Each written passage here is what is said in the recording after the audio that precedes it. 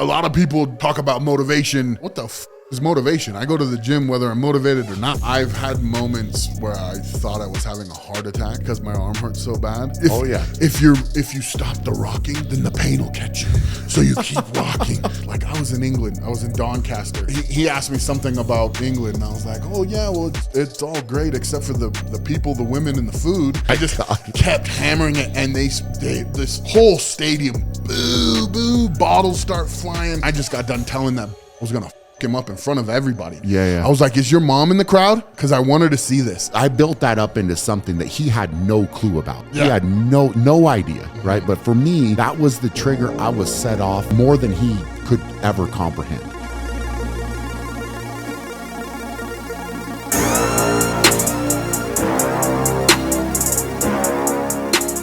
Hey guys, before we get into the podcast, I wanted to let you know we are running our biggest sale ever on ShawStrength.com. Everything is between 25 and 60% off. The sale runs from November 24th through December 3rd. The more you spend, the more giveaways you will get. So everything in front of me is up for grabs, including for the big spenders. I pulled out plates from my gym. So these have personally been used by me as well as at the Strongest Man on Earth and Shaw Classic. There's only 50. I'm going to individually number them and sign them. So everything is while supplies last. So I really appreciate the support, guys. You can head over to the site, head to shawstrength.com and shop now. Welcome to the Shaw Strength Podcast. Today I have a fun guest in the building, Mr. Robert Oberst. Back again, man. Back again. How's life? How are things, man? Going good, man. Thanks for having me. I was stoked to come up and get some training, get some hangout time. It's always fun coming up here, man. Yeah, bro. It's been fun. We've had a lot of different conversations, and this morning, I got to say this first. This morning started with going to Starbucks, right? And Oberst is like, "Oh, I got this order. I got this order we're gonna throw in," and I'm like, "All right, man," because I'm not a regular Starbucks guy. No, not at all, right? Like, it's like, well, here. You're not even a coffee guy regularly is what you're saying. Yeah, I will for sure. Like, Carrie does it more than me. Yeah. But I try to save the caffeine for the pre-workout. Yeah. You do a pre 6-7 times a week? Well, I would say mainly around the bigger training sessions. Okay. But if I need it, man, like I would go, depending on how busy things are, but I try to save it for that. So it hits a little bit harder. For sure. So it's not like caffeine, Yeah. But I mean, whatever. But anyway, so we roll up, right? And I do I got the boys some hot chocolate. I know how to order that. No problem. And then Carrie had texted me her order, which was pretty simple. Yeah. Right. And then here Oberst leans like I didn't even relay it through Brian. No. There was no way I was going to repeat that. Also, I knew if you repeated it weird, something like either they're going to think we're weird or something. Well, for sure, if I would have said it, it would have been weird. Yeah, it was already weird when you were doing. So I'm sure tell people. Yeah, here we go. So this order, when I was in Singapore, we had some of the best coffee ever, and they would just be out on the street, and they'd have these little plastic baggies and a straw, and it's like 50 cents for like some of the best coffee. And got home, and there they called it a Thai coffee. And got home and like tried to find a place to do it. Nobody has it on the menu. And my girl Megan looked up the raw ingredients and we did it. And so if you want a Thai coffee, they have it at Starbucks, but it's not on the menu. Not on the menu, off the menu. Yep. You go in and you order a quad espresso in a light ice grande cup. Make sure you get the grande cup because they will put way too much foam if you get a different size. Got it. So that's important. Important. All this is important. You have to say light ice because if you say a lot of ice, then all of a sudden it'll ruin it. Yeah, ruined. Yep. So a light ice quad espresso in a grande cup. This is the foofy part. Yeah. We went today with 1 pump of white mocha. Normally it's 2 pumps, but I knew my audience, so I went 1 pump white mocha. Okay. And then you top it off with vanilla cold foam. So if you're saying it at the window, you say, I'll take a quad espresso, light ice grande cup with 1 pump of vanilla white mocha and vanilla cold foam. Yeah. And it sounds very foofy, but taste-wise, come on. It was all right. I have to say, it was pretty good. You said it. There you go. Pretty good. I finished it before you did. Yeah. Yeah. And it's very coffee flavored. Like it's not as foofy as it sounds. Yeah. It was strong. I'm pretty sure I started laughing as the order was happening. And the woman on the other end, like, to hear two different male voices ordering first the kids hot chocolate and some, I got the boys like a cake pop, and then you're like, hey, here, let me lean over, here's my order, you know. I hope they had a camera there too, so they could see us. That would be great footage. Very good. Yeah. So anyways, we're hyped up on Ober's Thai coffee quad espresso with a single pump of white foam. Mocha. Yeah. White mocha. It is good. And Carrie likes it too. It is a crowd pleaser. If you want coffee, it tastes good, but it's strong. Try it out. Next time we'll bump up to the double pump. Oh yeah. Yeah. Put a little more white mocha in there. Yeah. Very good, man. I've been ordering that drink forever, and for the first, I don't know. Is that's your regular order? That's my thing. I drink all the time. I think the older I get, the more I get into little things. Like coffee means more now. Like before, it was like, I mean, whatever.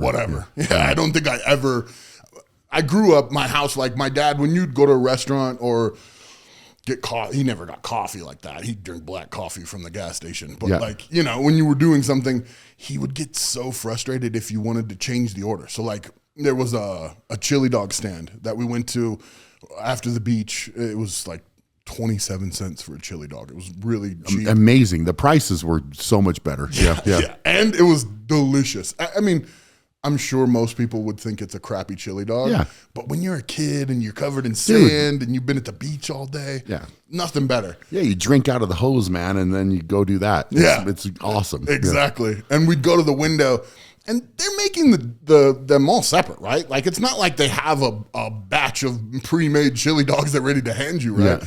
So you go up to the window, and you'd be like, I'll do a chili dog, but don't do any onions on mine. My dad would lose his mind. You get it the way it comes, or you're not getting it, you know? Awesome. So like my whole childhood, I had like the combination pizza with all the crap on it, or like the chili dog with all the crap. I always felt like it was like a slight to the restaurant if you changed up what they had. Yeah. And now I've weirdly finally kind of grown out of that, but yeah. That's fine. Well, look, man, if you're told that as a kid, that's what happens. You know, it's like, don't change the order, or you're not getting it, right? Or eat the food that's in front of you. Yes. You do it. For sure. Yeah. It is silly looking back, though, because like the chili dog example, like you're literally making less work for them. Like, they don't have to get the onions. Oh, completely. Now. It's not a big deal. They're done sooner. Yeah. I'm so the opposite. My kid, Atlas, he goes anywhere. When he gets a cheeseburger, he just wants cheese and meat and the bun. He doesn't want any of the extra stuff. He would never fly with that back in the day, you know? No. But it's not a big deal. It's like, why does he have to have all that extra stuff? No, yeah. Braxton's the same way. It's like we're just getting regular. And now he bumped up, and I'm sure Atlas might be the same way. So we were doing kids' meals, right? Mm-hmm. And then we bumped it up to 2 kids' meals. And now he's moved on to like the adult size, which I'm not mad about, bro. Like it's like, all right, yep, adult, let's go. You know, boys. But it's funny because it's like mustard. And I don't know if some of these they taste. I think you develop over time for sure. Acquired. Like you kind of get older, and it's like, oh, okay, well, you know. But I feel in a way, and you know, it's sad for a lot of people out there that get stuck in this routine where it's like, I'm not going to try anything new. Yeah. Right. Like, oh, I haven't had that. Nope, I'm not going to try it. And that's one fear that I would say I have with our boys is if they are picky about something, it's like if they'll never try it, they just immediately go to, nope, not going to do it. Yeah. And if you let that go later on in life, it's like you've walked through your whole life and you've never tried anything. Like we use the guacamole, right?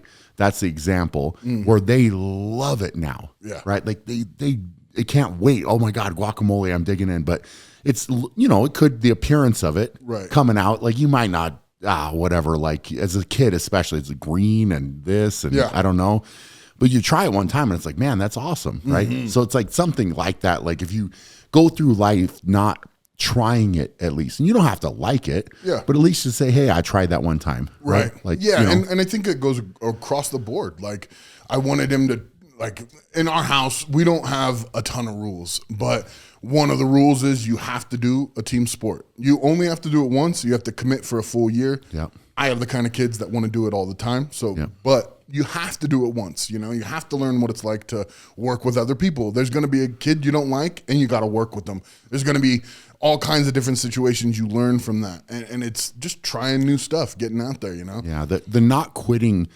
I remember, you know, for me, the only sport where I was kind of like, I don't know, was actually track. And I went out for like track. Actual track, or are you talking about field? So I track and field. I was throwing. Okay, right, that's because I wasn't gonna run the 100 meters. I wasn't gonna do that, but I remember being on that team, and that was the same with my parents. It was like, you start it, you finish it, right? And I went out and I don't know if it was. I don't know exactly what it was, but I just was not having a good time, right? And I can't remember exactly why, but that's the only thing that pops up in my head where I was like, man, I don't want to finish this, right? And it was like, that was the talk where it's like, look, and I can't remember if it was teammates or coaches. I really don't with that situation, but it's like, you're going to finish it. Yeah. You started it, you committed to it, you said you were going to do it, now you're going to finish. And those type of lessons I think are super valuable for kids, and you know, it's situations that they get into that are uncomfortable can teach you a lot about yourself, and also later in life, right? Like you're going to potentially have to deal with, work alongside people that you may not get along with. Like you might not be best friends, but it's like, hey, we can communicate. Yeah. We can work through this and we can get, you know, past it, but not quitting, man. I think that there's so much in that, you know, as a kid, especially, right? Because if you're allowed, you know, your kid comes, and I think there's a lot of parents out there that would be like, oh man, you're not having fun. You don't have to go. Right. You don't have to go anymore. Right. And you immediately, the lesson is there.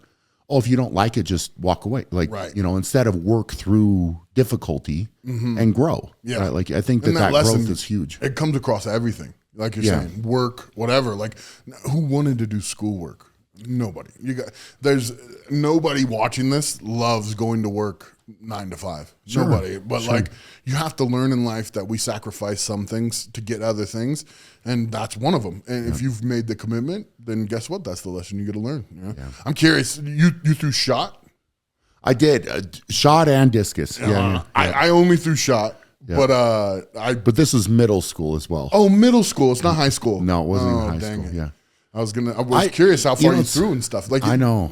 Track was so easy for us. Dude. Like, and I don't even know why I'm saying that, because it wasn't bad, and I did have fun with it. It just wasn't clicking. Well, I think once for me, I tried almost everything. Right, growing up, it was soccer and baseball, and you know. Then obviously like track and field, football, you know, I basically did everything that I could because I wanted that, you know, and also I think my parents like, hey, go.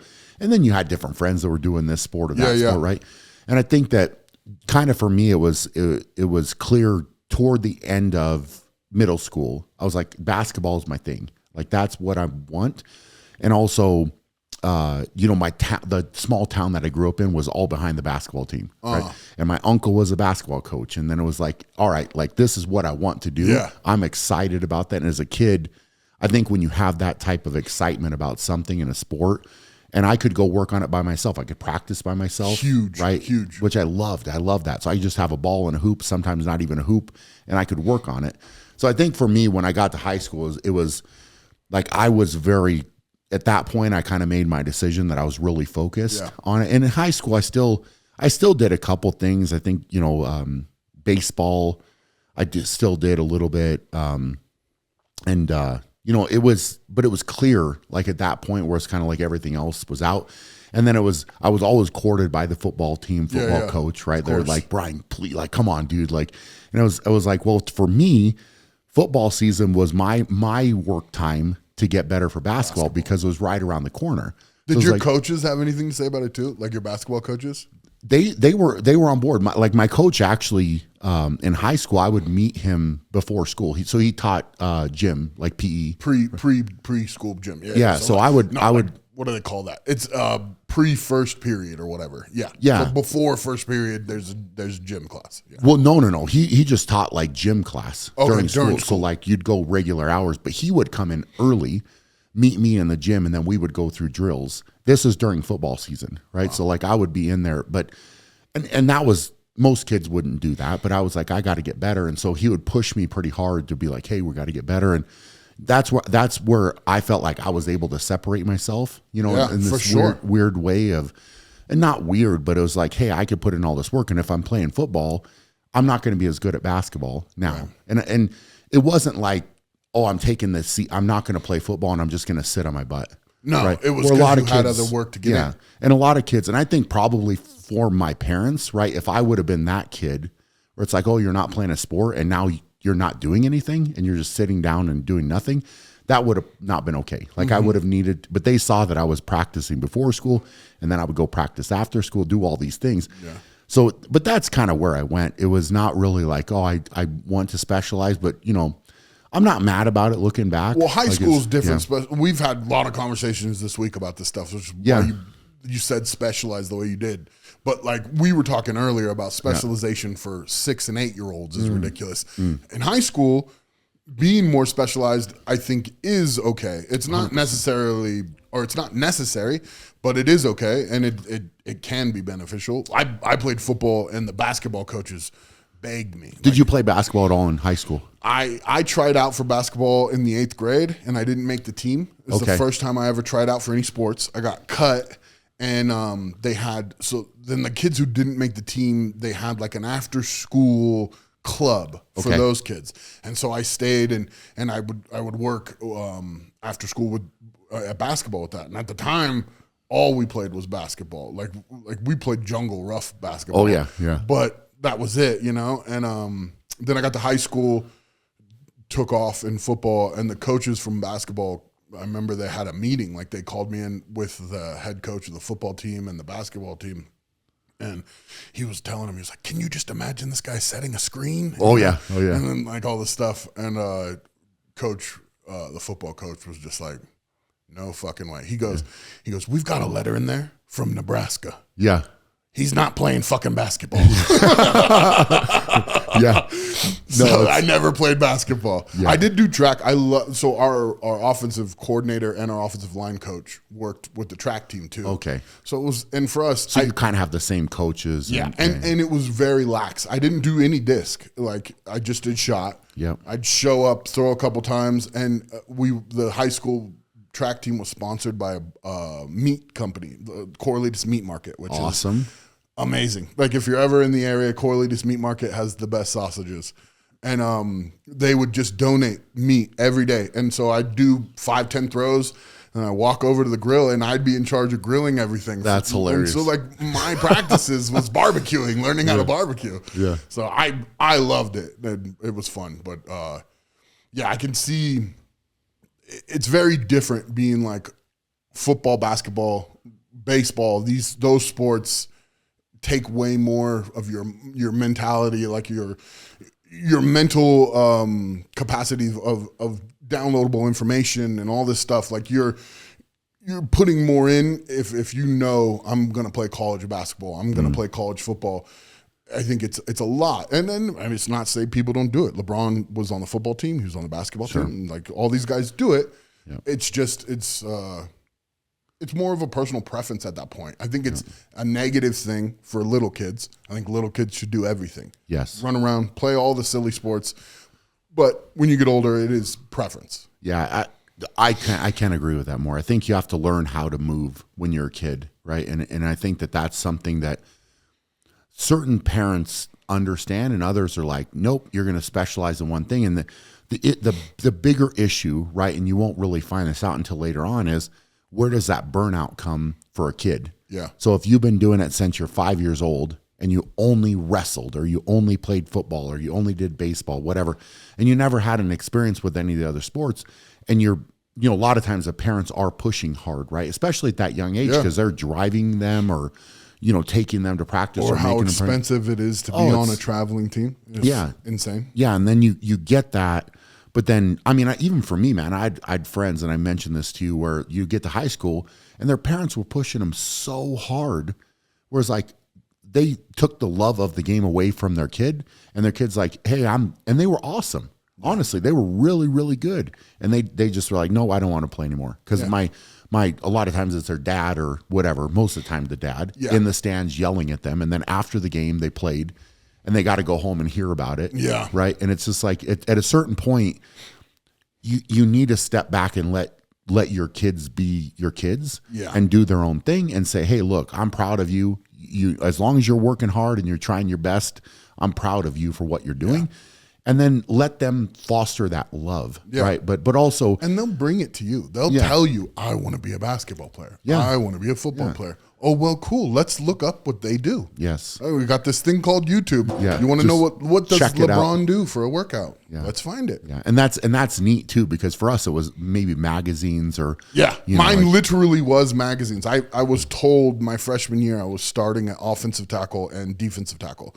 On the way to the game, I made my mom go to Albertsons, I think it was, to run to the magazine rack to grab a magazine. And I'm reading it, trying to look through it on the way to the game. Yeah. Where is a D tackle go? You know? I'm trying to see the positions.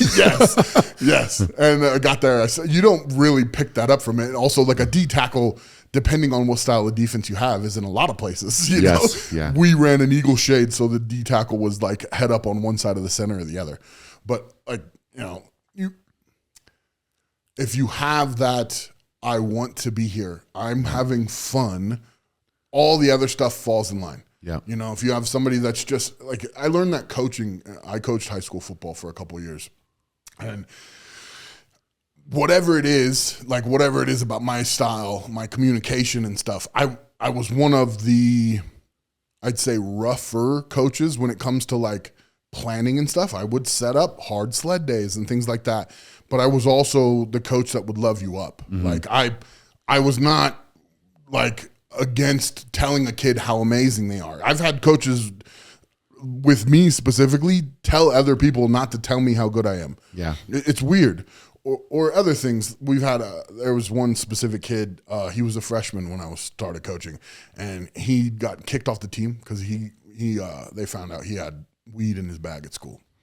And this kid, I get emotional talking about it. He reminded me so much of myself, you know? Yeah. Damn, I haven't cracked like that. He reminded me so much of myself. And he was a good kid. His parents were split. He was having a rough situation at home. Sure. And 1 second. Yeah. So he's having a rough time at home. And coach, the head coach of the team, he goes, I can't have this kid on my team. I can't. He's a cancer. I don't want him. Yeah. And I got in this like screaming match. I'm a young man at this time. I just finished with school, and I wasn't even a pro strongman yet. This is before I even knew what strongman was. And I'm yelling at this coach, and I'm like, you have no fucking clue who this kid is. Yeah. Just going back and forth. And finally he goes, all right, fine.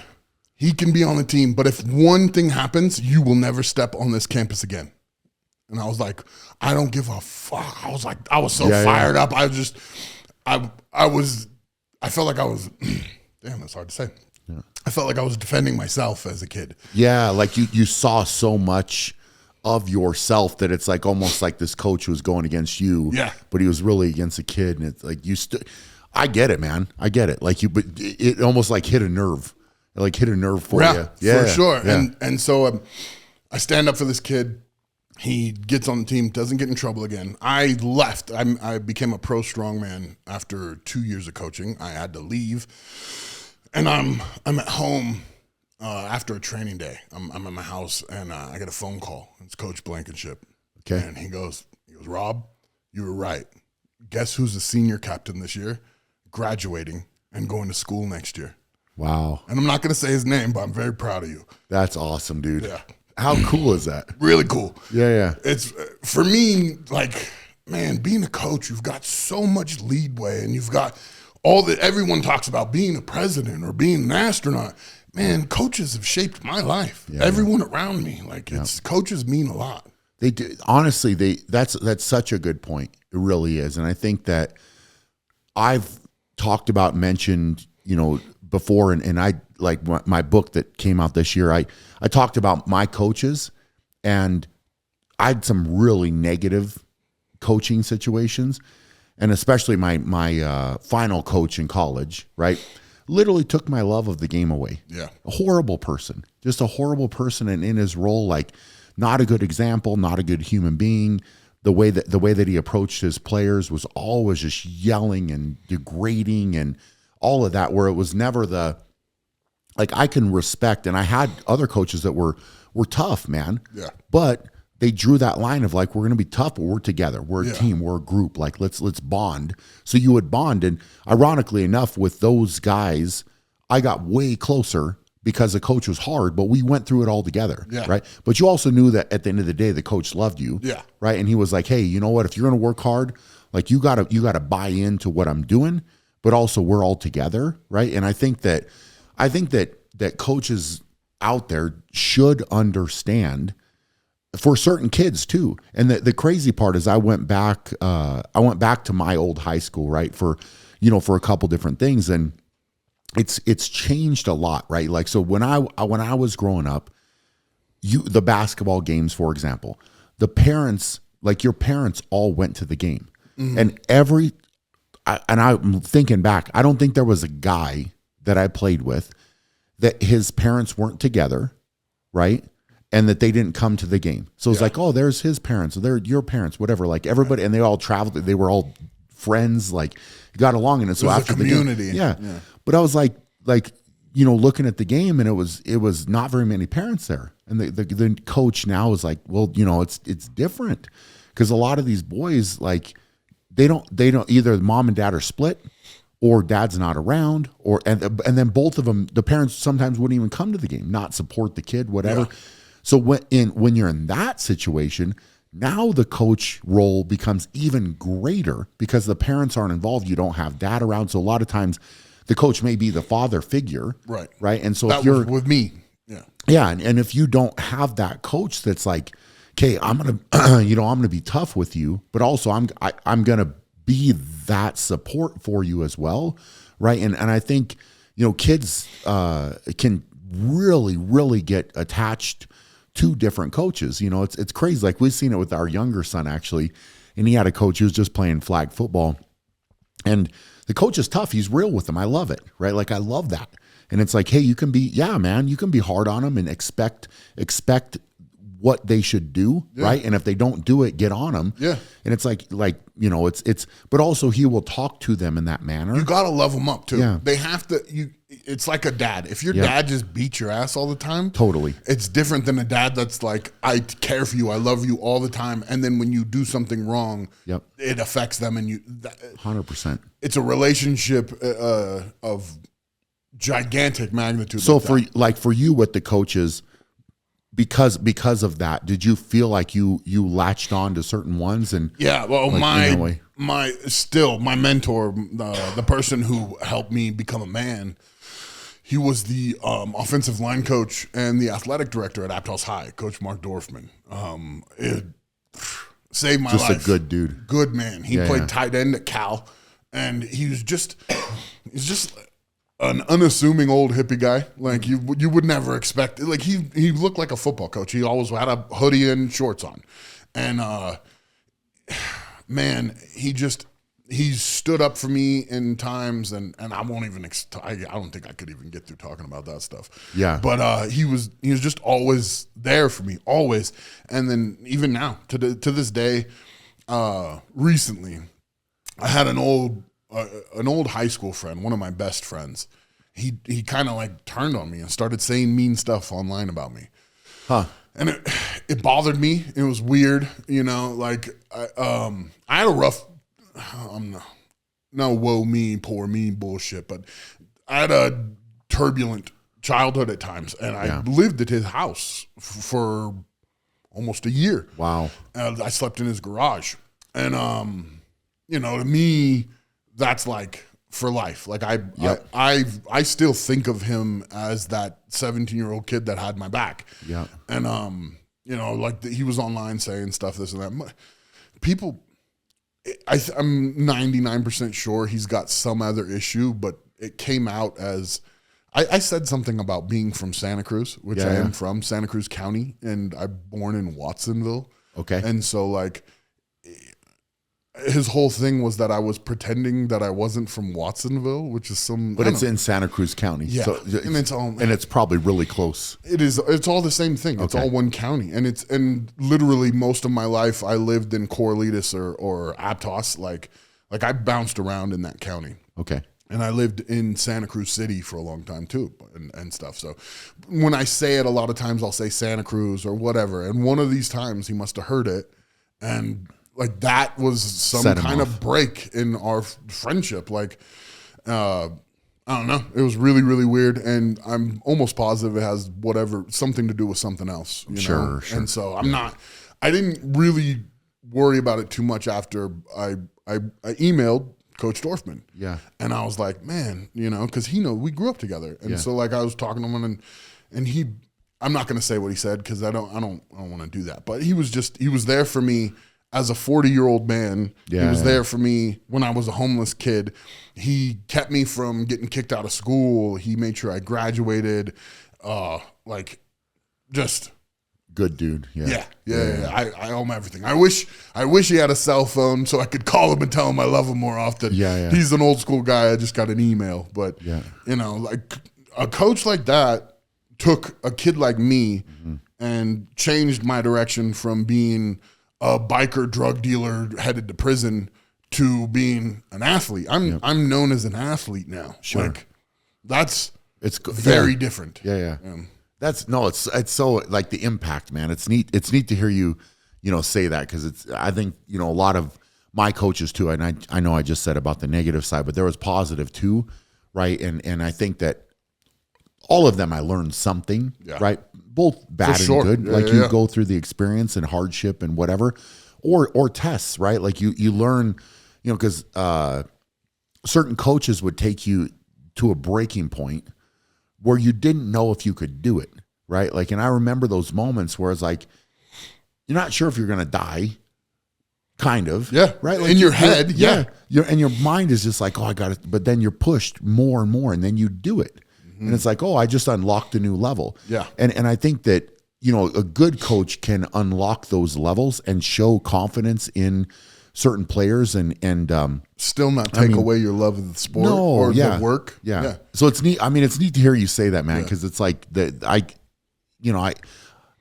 can relate to it in some ways, but also I don't understand in some ways either, right? Like, so for a kid to have a coach do that for them at that age and still, be that relevant, it's like, you're touching different lives, and I think that, like even my uncle would probably be an example. Like, I think he saw a lot of that. He coached basketball almost 40 years or 40. I think he did actually coach for 40 years, but it's like the amount of lives that he touched, right? Yeah. It's crazy. Like I'll still, and it's been now a few years since he passed away, but like, I'll still have people come up and be like, oh, I knew Coach Amato, right? Like, and he did this and he did that. And it's really cool.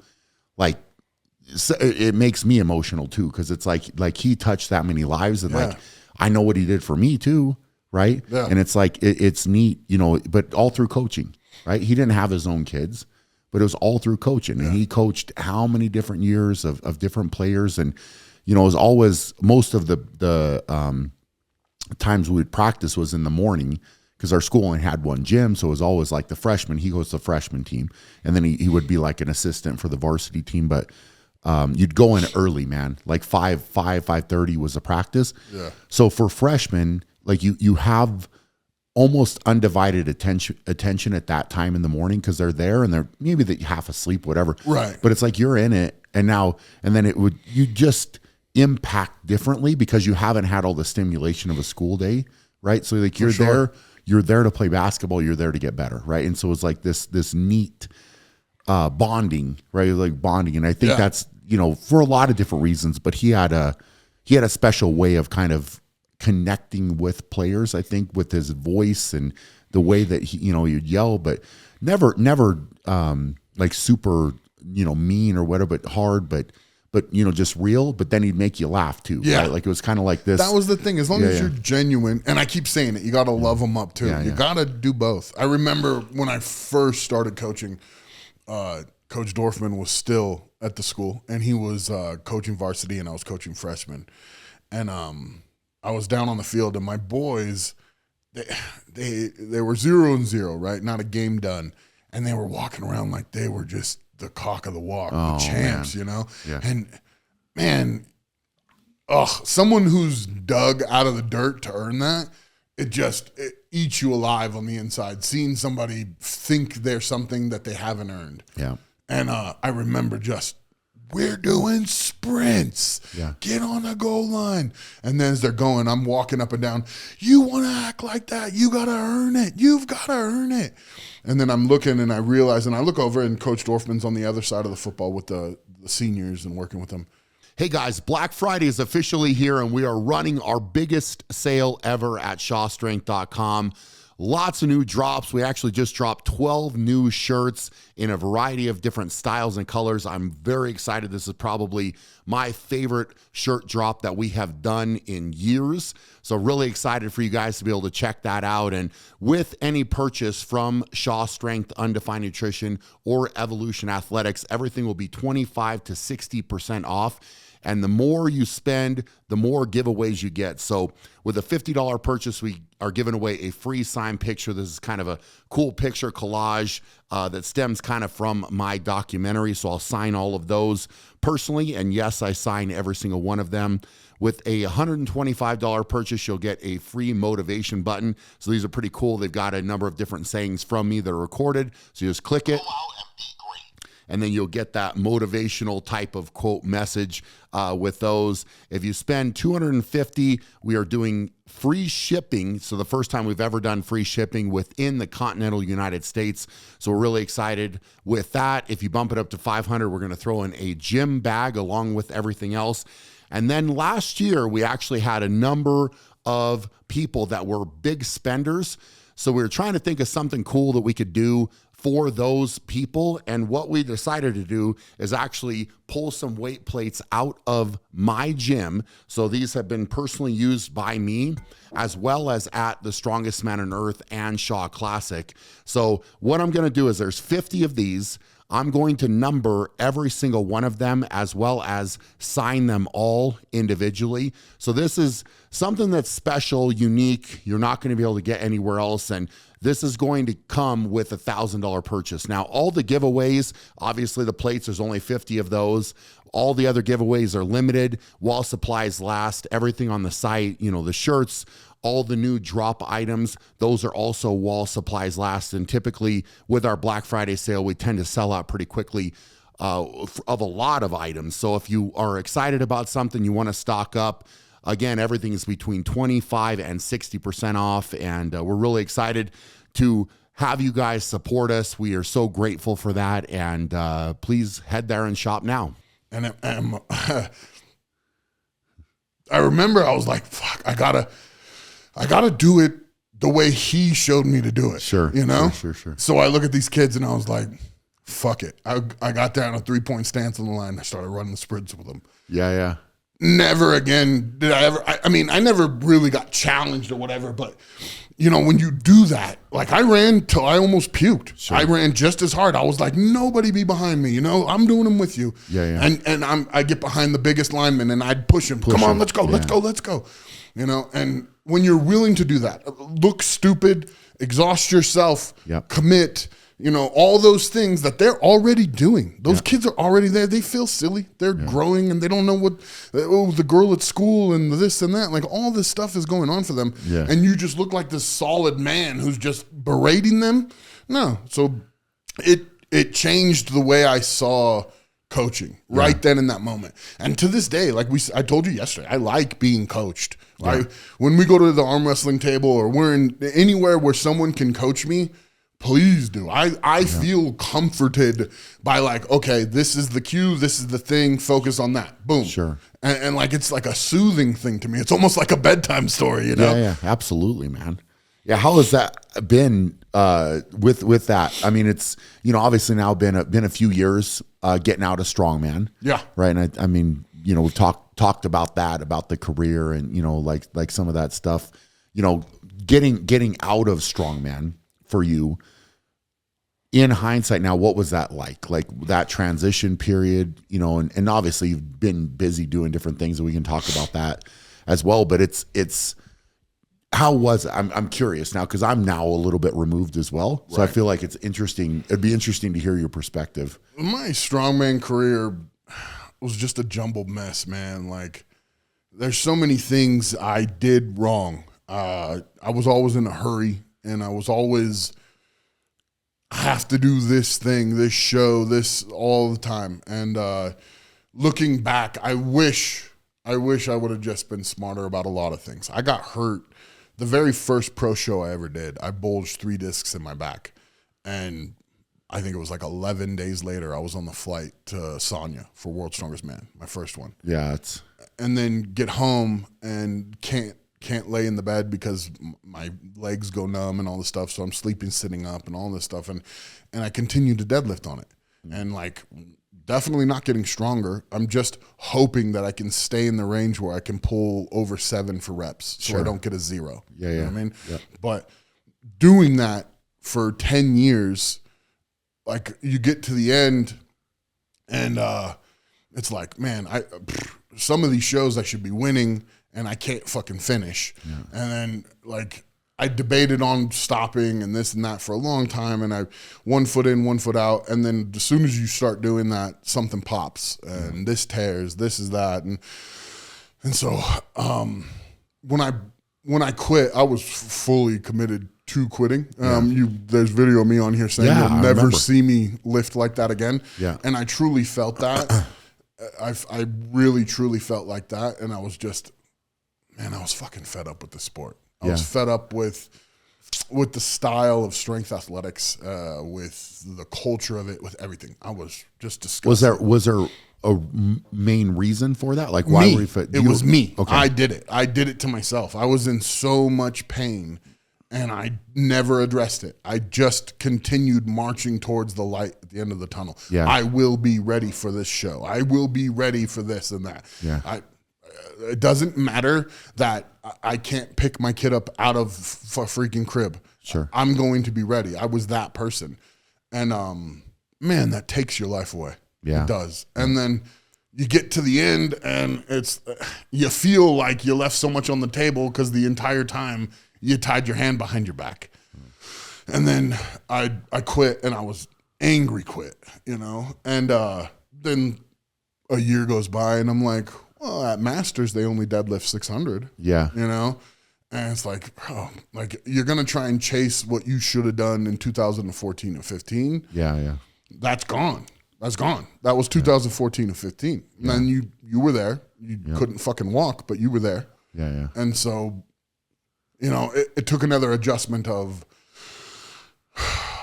like, accept. It was like almost the same thing with football. When I got signed to the NFLPA, I didn't even get a shot. I got signed. I had all these things, all this stuff, but I guess my college rap sheet just was too much to fly me in to do the stuff. So yeah. When that was over, I was dejected. I freaking hated football. I couldn't watch football. Sure. I loved that. So I do now again. I think it's the greatest sport ever. It's so amazing. And I just ruined it for myself. I ruined it. And yeah, I had help along the way. Same with strongman. People helped me ruin it for myself. But people will do that in anything. They'll help you or they'll hurt you depending on what you allow. Yeah, yeah. And I just allowed it to get ridiculous. And my whole family life, my home life, everything was ruined, man. I was becoming a crazy, I was becoming a lot like my dad. And so, like, I don't know if I talked about it, but I rolled my buddy's pickup truck on the highway in Texas, flipped it completely, and like doing all kinds of other crazy shit. And this was after you retired?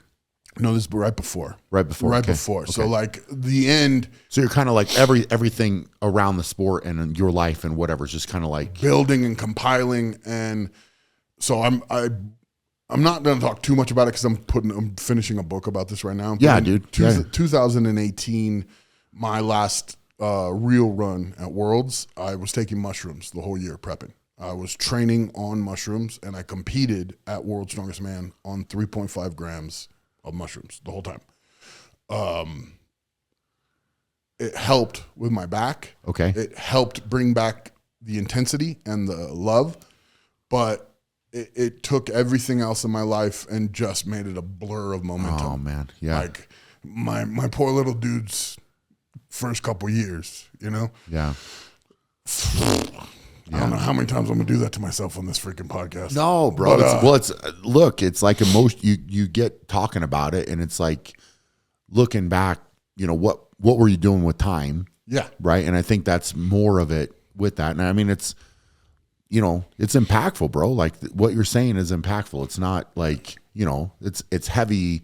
I think it's heavy stuff to go through. Yeah. Because it's and all of it. You have time to reflect on those moments, and when you're in the middle of those moments, sometimes you don't see it as clearly. Yeah, for sure. Yeah, and it just kept going, more and more things, and so I'm just so glad I'm out now.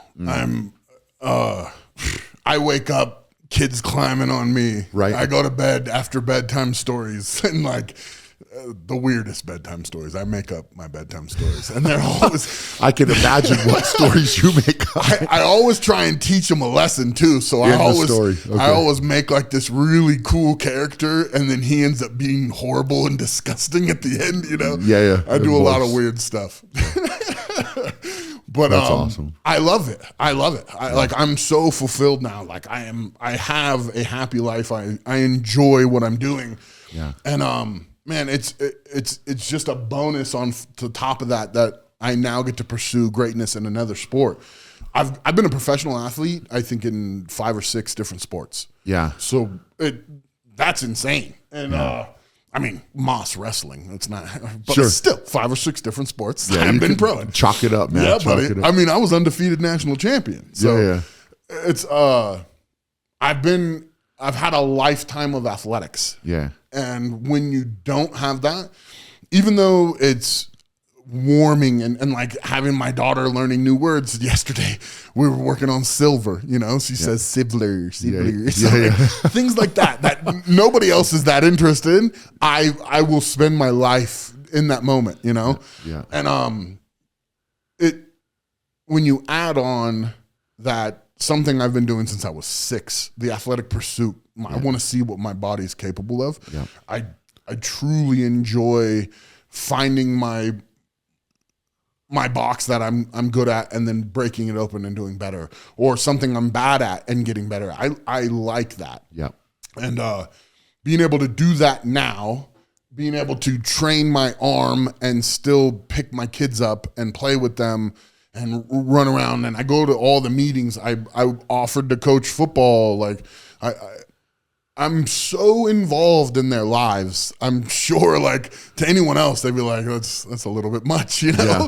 But to me, like it's awesome, and I still get to pursue myself. So I'm in a really good spot now. As heavy as all that stuff was a second ago, Yeah.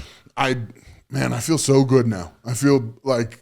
I mean, I don't know. People get weird when I say it, but I believe in God. Yeah. And I feel like God just gave me chance after chance after chance. And then finally I was like, all right, I'll do it. Yeah. Yeah. No, it's amazing, man. It's like a lot of people, I think, when they're watching an athlete from the outside, right? Like and you go into these contests and you're competing and you're doing all this. They don't necessarily get to see behind the curtain, so to speak, right? Like what is actually going on, right? So like you go to the contest and you put yourself in that mindset where this is the date. I'm going to be ready for that date. And everything has to fall in line around that date to make it happen. Yep. And then when you're going through other real life things outside of the contest, you just have to deal with it, but you maybe don't really deal with it. Right. Like you're kind of like, all right, well, that's there, but this is what I've got to do. And this is what, my measuring stick is, so to speak. Right. Sure. Like that's where you're going. And I think for people that haven't put their back against the wall and they're not like competing in a sport, and not to say that you can, and you can relate to the story whether you have or not, but it's like, this is real. It's like, that's coming, and that's the judgment. That's where you're going to get measured, and you got to be ready. And I think that, all these other things, because I've had those points as well where behind the scenes, everything was falling apart, everything. Right. And you're hitting like almost this rock bottom spot, but yet you're supposed to be on top of the world out here, where it's like, I got to go to this contest. Here comes the camera. Yes. You better, you better put a smile on in a way and look strong and look happy. Yeah. Cause you don't want to show, especially in strongman, showing that weakness or even a chink in the armor, right? Like even a chink where it's like, oh, something else. Like, cause I know how you would think if I came to you and we're at a contest and I'm like, hey man, my life is just falling apart, bro. Like things. I would have been like, yes, exactly. Very excited. It's like blood in the water. Oh yeah. Right. Like it's like, oh, well, and that's not to say that you're not a nice person or I'm not. No. And I care about you. Exactly. Yeah. But it's like, as far as the contest is concerned, I'm coming for your head. Yeah. I know that you're not 100% where you need to be. Right. And therefore that makes me another 5-10% stronger too. Absolutely. The confidence goes up. So it's, but so you don't want to show any of that. I guess my point in saying that is, like, you go to a contest and, for people out there to understand, this is what's happening in life. You're fighting this battle that can't necessarily be shared when you go to an event, because that's when you got to flip the switch on. You're the competitor. You're confident. You've trained well. And part of that is because you need it to be in your head as well. For sure. Right? Like mentally, you got to be there. Physically, mentally, emotionally, like everything has to line up, right, to be at your best. And so you're almost kind of blocking some of that stuff out. So it's, I think going through that would, eventually it makes you kind of resent it, right? Like you're like, all right, sure. I'm in this battle, man, but I'm not really in it because I've got other things falling apart. And then, so to walk away from strongman like that, it makes sense, right? Like, it's like eventually even the, cause it, like, I know how much you fought through with your back, for example, and you're, trying to work on different things. And like, this takes a toll, right? It's a constant kind of thorn in your side, so to speak, where it's like, it's taking a toll, and mentally you're blocking it out and saying, hey man, like, I'm going to work around it. I'll figure this out. I'll do that. But eventually it kind of gets to a point where that's taken a part of you away, right? For sure. So it's that mixed with your family and mixed with things going on. And then it's like, you want to be everything to everybody on top of it. Yeah. Right. So it's, there's a lot there, bro. There's a lot there. And I started this sport almost resentful. Yeah. So like because you didn't get the shot with football. Yes. And you deserved it. I felt like I did, but I mean, time decides all that. Of course, bro. But there's like, I would feel that same way. Yeah. Right. Like it would be the same as, like, it was right there. And I think there's probably a number of different guys that, given the opportunity, I know how you think. And I know that you feel like you could have proved yourself. Yeah, for sure. Just give me an open door. Right. Like that. And to come out of that, you got this chip on your shoulder. Where it's like, right? And like, that's what it is. My whole first 3-4 years of strongman. I refused to like the sport. I did. I would make fun of it. And it was funny. You're doing it. And it was funny. What's funny is, like, right before, I didn't do the same thing with arm wrestling, but before arm wrestling, when I would tell people I was training for that match with Ed, I felt a little weird. And I would be like, I guess and I would say it like that. I guess I'm doing arm wrestling. Blah, blah, blah. And I would make fun of stuff, right? Not quite sure, yeah. Immediately. And literally on my podcast, you could see me say stuff like, I'll never do it again. I'm doing this. It's just a one-time. I'm not an arm wrestler. I'm an athlete. Blah, blah, blah. Same thing I said for strongman. Yeah. I'm not a strongman. I'm an athlete, Yeah. And one match, and it washed over me, and now, like, I'm watching videos all the time. Sure. And I like this sport. I'm sorry, this might bother people. I like arm wrestling 1,000,000 times more than strongman. 1,000,000 already. Not even close. I enjoy the work. I really enjoy the mano-a-mano combative stuff, even when it's a friend and you're learning and stuff. To me, that's what got me into sports. Like seeing a guy blow snot bubbles and then have to get back up and line up against you. Yeah. Oh, I just got goosebumps saying it, man. Yes. Like that's what, for me, that's what life was. Like I want to see it in your eyes. I want to feel it. And arm wrestling has that. And so like, I flipped a whole 180, complete 180, and I'm like, every time anyone asks me, I'm like, I'm an arm wrestler now. Yeah, like, I'm in. That's crazy. I didn't think you would say that. That especially, because you're not quite 6 months. I'm a 5 months, 2 weeks right now. Yeah, into it, right? So like to have it click like that quick, but I think the best way to describe it with the arm wrestling, it's a strength combat sport. It's right? Jiu-jitsu too. Like what's I don't know how into the weeds people get bored of it or whatever, but like I could dork out on it now forever. Yeah. And the jiu-jitsu of like this versus this, like your palm knuckles, like it is literally a wrestling match. Yes. But we're just using one part of our body. Yeah. And I grew up with my brothers wrestled at Stanford and all kinds of stuff. I grew up wrestling people all the time. And it is that same, like, that animal instinct inside you that like gets fired up with that stuff, I love it. Yeah. I never got that. I would chase that in strongman. That's part of why the character that I became in strongman, that's what it was. It was trying to find that fire. Sure. And like, I never once got fired up to lift a heavy thing. Yeah. Like one time I did after Mikey passed when I broke the record. Yeah. I got fired up for that. Sure. That was the one and only time. Like I would yell and whatever and try and get myself psyched in, but I was never fired up unless Lawrence Chalet was across from me and I just got done telling that bitch I was going to fuck him up in front of everybody. Yeah. I was like, is your mom in the crowd? Because I wanted to see this. And I would get that intense. It's interesting, man. It helped me. And that's where it would cut. So you needed that combative nature to go. And I needed it. What's interesting is I would build it in my head, right? So like similar though, like point at other people, or would like what do you mean? Like Eddie would think this is on my kids, I got to pick it off. Sure. Are you talking like that? Or are you talking like this guy? So I've gotten myself so worked up that to tears looking at you. Fired up. This man's trying to take my life from my children. This man wants to take it from my children. And I promise you, anybody at home try that shit and you will be, I'm ready to fight. Let's go. Yeah. Like that works. Yeah. For me, it wasn't, it wasn't as vocalized, right? But so I need to give an example, but like I would build things up. Right.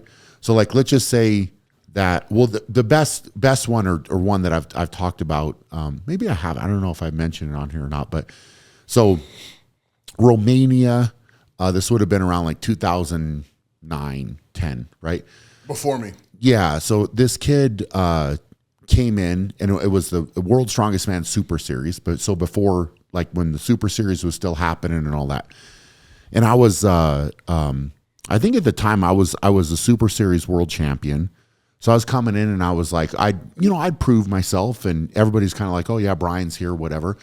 And this kid from Romania, Paul Pedrol was his name.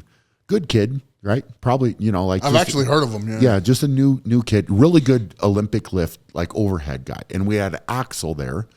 So like an Apollo's Axel for Max, this was the thing, right? So everybody's talking about this kid. Oh, he's going to be so good overhead, man. He's probably going to crush everybody, like whatever. And so I already had this kind of built up. All right, you're talking about this kid. I've never met him. I've never seen him, but like, I feel like you're being disrespectful already. Yeah. Just people talking, right? So I was already a little bit into it. And then we had our athlete meeting, right? And the kid walked in, Paul walked in and didn't say hi to me. Literally didn't say hi. But you've never been around me. You're the new guy. Right. So like out of respect, you should walk in and say hi. Didn't say hi. That's all he did. Bro, I was so, that to me was I built that up into something that he had no clue about. Yeah. He had no idea, right? But for me, that was the trigger. I was set off more than he could ever comprehend, right? Yeah. And that's all he did.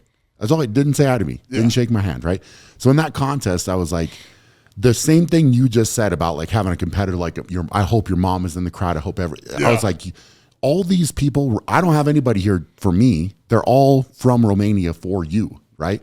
So we're doing this Axel event, and I was in a zone, right? Like, and I was like, you're not beating me. Yeah. There's no chance you're beating me. And so it gets down to just me and him in the Axel, which I wasn't at that, especially at that point, like overhead press wasn't like necessarily like, oh yeah, like I would be good, but I wasn't like, Right. So we get up, and at that point, I think the world record was only 100, maybe 100 and just a little bit over 180 kilos, so a little bit over 400 pounds. So I think we went like 410, maybe 415, right? And I walk up and smoke it, dude, and I'm just yelling, like looking at the crowd, and like, for me, it wasn't necessarily saying it to Paul, but I was like, all right, man, like you picked your battle. Let's see if you can do anything. Yeah. So it was this moment, but he didn't say anything. Yeah. Right. And in all reality, he's a good guy. Like, it's not that he was probably just nervous. Right. That's all Kobe it was. and MJ have so many stories about that. Yeah. It wasn't so many stories of like, I felt disrespected. You know what I mean? When that's like a meme. Bro, everybody's on that list. Even you're on that list for me. Like, it's I know. I was going to say. It's not, you would, maybe you would make a comment about something like, but for me, it was like, oh, you just said that. Yeah. Right. That's all. Fuel. I'm there. Or the way you looked, or the way you maybe you laughed at something you shouldn't have laughed. I remember that's all it was. It's crazy, and it sounds crazy talking about it. Outside of the athlete spectrum. Yes. But for me, that was, you just picked a battle. Right. Like, and I didn't need to yell it, but you could, like, in my head, somebody had done something and said something, and you like, even if it was made up, it might have been made up. It didn't even matter. It didn't matter. Didn't matter. So I remember, but you vocalized it more, right? And you would talk, but that's what got you to that spot. For me, seeing it in their eyes, like some guys react, they get stronger from that. Some guys fall back. Yep. Some guys, they get that deer in headlights look, and they don't know what to do. Right. Mm-hmm. All of that's good to me. But I don't remember when it was. I think it was right after we had traveled together. I don't remember. But you did an interview, and you said, when you're one of the strongest, you said it in a humbler way than I probably can remember, but one of the strongest men to ever live or whatever, these guys come gunning for you, and even if they're better than you at one event, that's like I don't remember, like a feather in their cap or something along those lines. Okay. You said something almost exactly like that. And I knew you were talking about me. I knew it. You may not have been talking about me. Yeah. You might not even remember what I'm talking about. You said that, and I was like, this motherfucker thinks he's going to beat me in overhead. Yeah. Fuck that. See, and that's just good. That's good. I don't know if it was true or not, but I don't remember. I put 150% into my overhead. Yeah. I'm coming. Like, you think you're taking this feather? No. That's my one feather. Yeah. See, it's great, man. It's funny, but with the arm wrestling, like, kind of bringing that forward to that. This is now you have one person, one opponent to focus on in a match. Big bright lights, everyone focused on one spot. Yeah. And then you have the build. It's fun because you have the build up to that. Then you got to walk out there, and then it's all about like, all right, now it just got real, right? It's so intense. It draws you in, right? And there's so much going on, and it's not surprise. After you're saying this and talking about the way you are, it's not surprising to me that you like it, right? because of the way you were in strongman, right?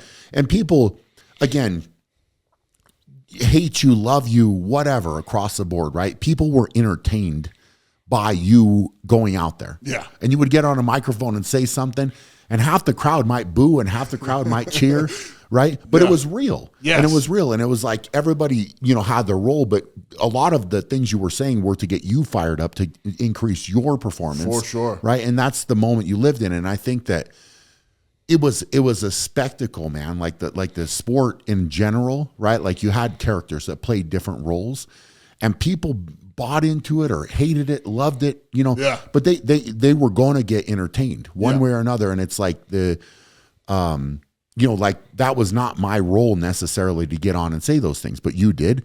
And then you would say it and I would get fired up, or Eddie would get fired up, or whoever, right? Like, yeah. And this was it. And it's like, we're going to talk back and forth. And now all of a sudden it's like the fireworks are going to go off. Yeah. And it's going to be fun. And it makes people more invested. When I did it, I started doing it selfishly. But then I realized, like, I was in England, I was in Doncaster, and I went out there, and I might have said this on the last one or whatever, but I went out there and I was like, he asked me something about England, and I was like, oh yeah, well it's all great except for the people, the women, and the food. And then he was like, I was like, well man, you guys all look like your inbred queen, Like, and I just kept hammering it, and this whole stadium, boo, bottles start flying. There's a reason from now on Giants Live doesn't serve glass, and that's me. You're the reason. That's me. You're the reason. They also had to have security come to the hotel because somebody tried to break into the hotel. Wow, you went hard. I was so proud of that. I was so fired up, and like, I mean, I think it was like 6,000 people, something like that. Whatever, however many people there. Every single one of them went home talking about it, went home fired up, wanted to see more. They could have hated me. They could have loved me. There were people trying to get into my hotel to fight me. Sure. Like all of that. And like, I was like, man, like that's 6,000 happy customers right there. Yeah. They'll come to another show. Yeah. Oh yeah. Well, they want to see it. What's going to happen, right? And it's not so, bland. Like everything's not bland. And I think weightlifting is bland. Yeah. You know what I mean? Well, and yeah, weightlifting. I think strongman's not as much for sure. And that's what the draw is, right? Like that's what you want. You want to see that rivalry. Just noticing that difference though, noticing that like a powerlifting meet versus strongman, what makes it cooler? Turn the gas up on that. Yeah. Turn the gas up on, make cool events, make a spectacle of it the way you do. That's just the obvious thing for me. Sure. Yeah. So what has been the process with arm wrestling, right? Like getting into it because because I obviously wanted, and I wasn't sure if we could make it happen or not. The Eddie match, right, with you. You called me and I was so surprised because you had done so. You put one arm wrestling video out, I think or two. Maybe. One video. I walked into my gym and there was an old champion in there who'd been doing a bunch of stuff, and I was like, all right, let's try it. See it, yeah. I wasn't that into it. That group wasn't very good for educating a newbie. It just wasn't my thing. And like I put the video out, it was all good. And then you hit me up, and going against Eddie is a different thing. Like Eddie's one of my friends as well, but also one of my deepest rivals in strongman. I never got to rival you, but I got to rival Eddie. Yeah. And it's another thing too. Like I care about him. I care about his family. I want him to succeed. I also want to crush him. Yeah, of course. I do. Which is why I was like, this would be so good if we can do it. Exactly. And I think I told you this already, but I was telling people, I was like, I guess I'm doing them a favor, Like, And like my training, like I trained hard. I got, the whole achy, breaky, shakies, all that stuff that they talk about. Yeah. Death to the arm. And then I was like, that's going to be it. There's going to be one show. And man, I love it so much. Yeah. I love it. I'm talking about traveling around, just popping into bars and different spots and just, I want to get into the nitty gritty of this sport. And I almost feel disrespectful saying this because I know everyone here watching this and listen loves strongman. Yeah. And strongman gave me a lot. Strongman pulled me out of poverty.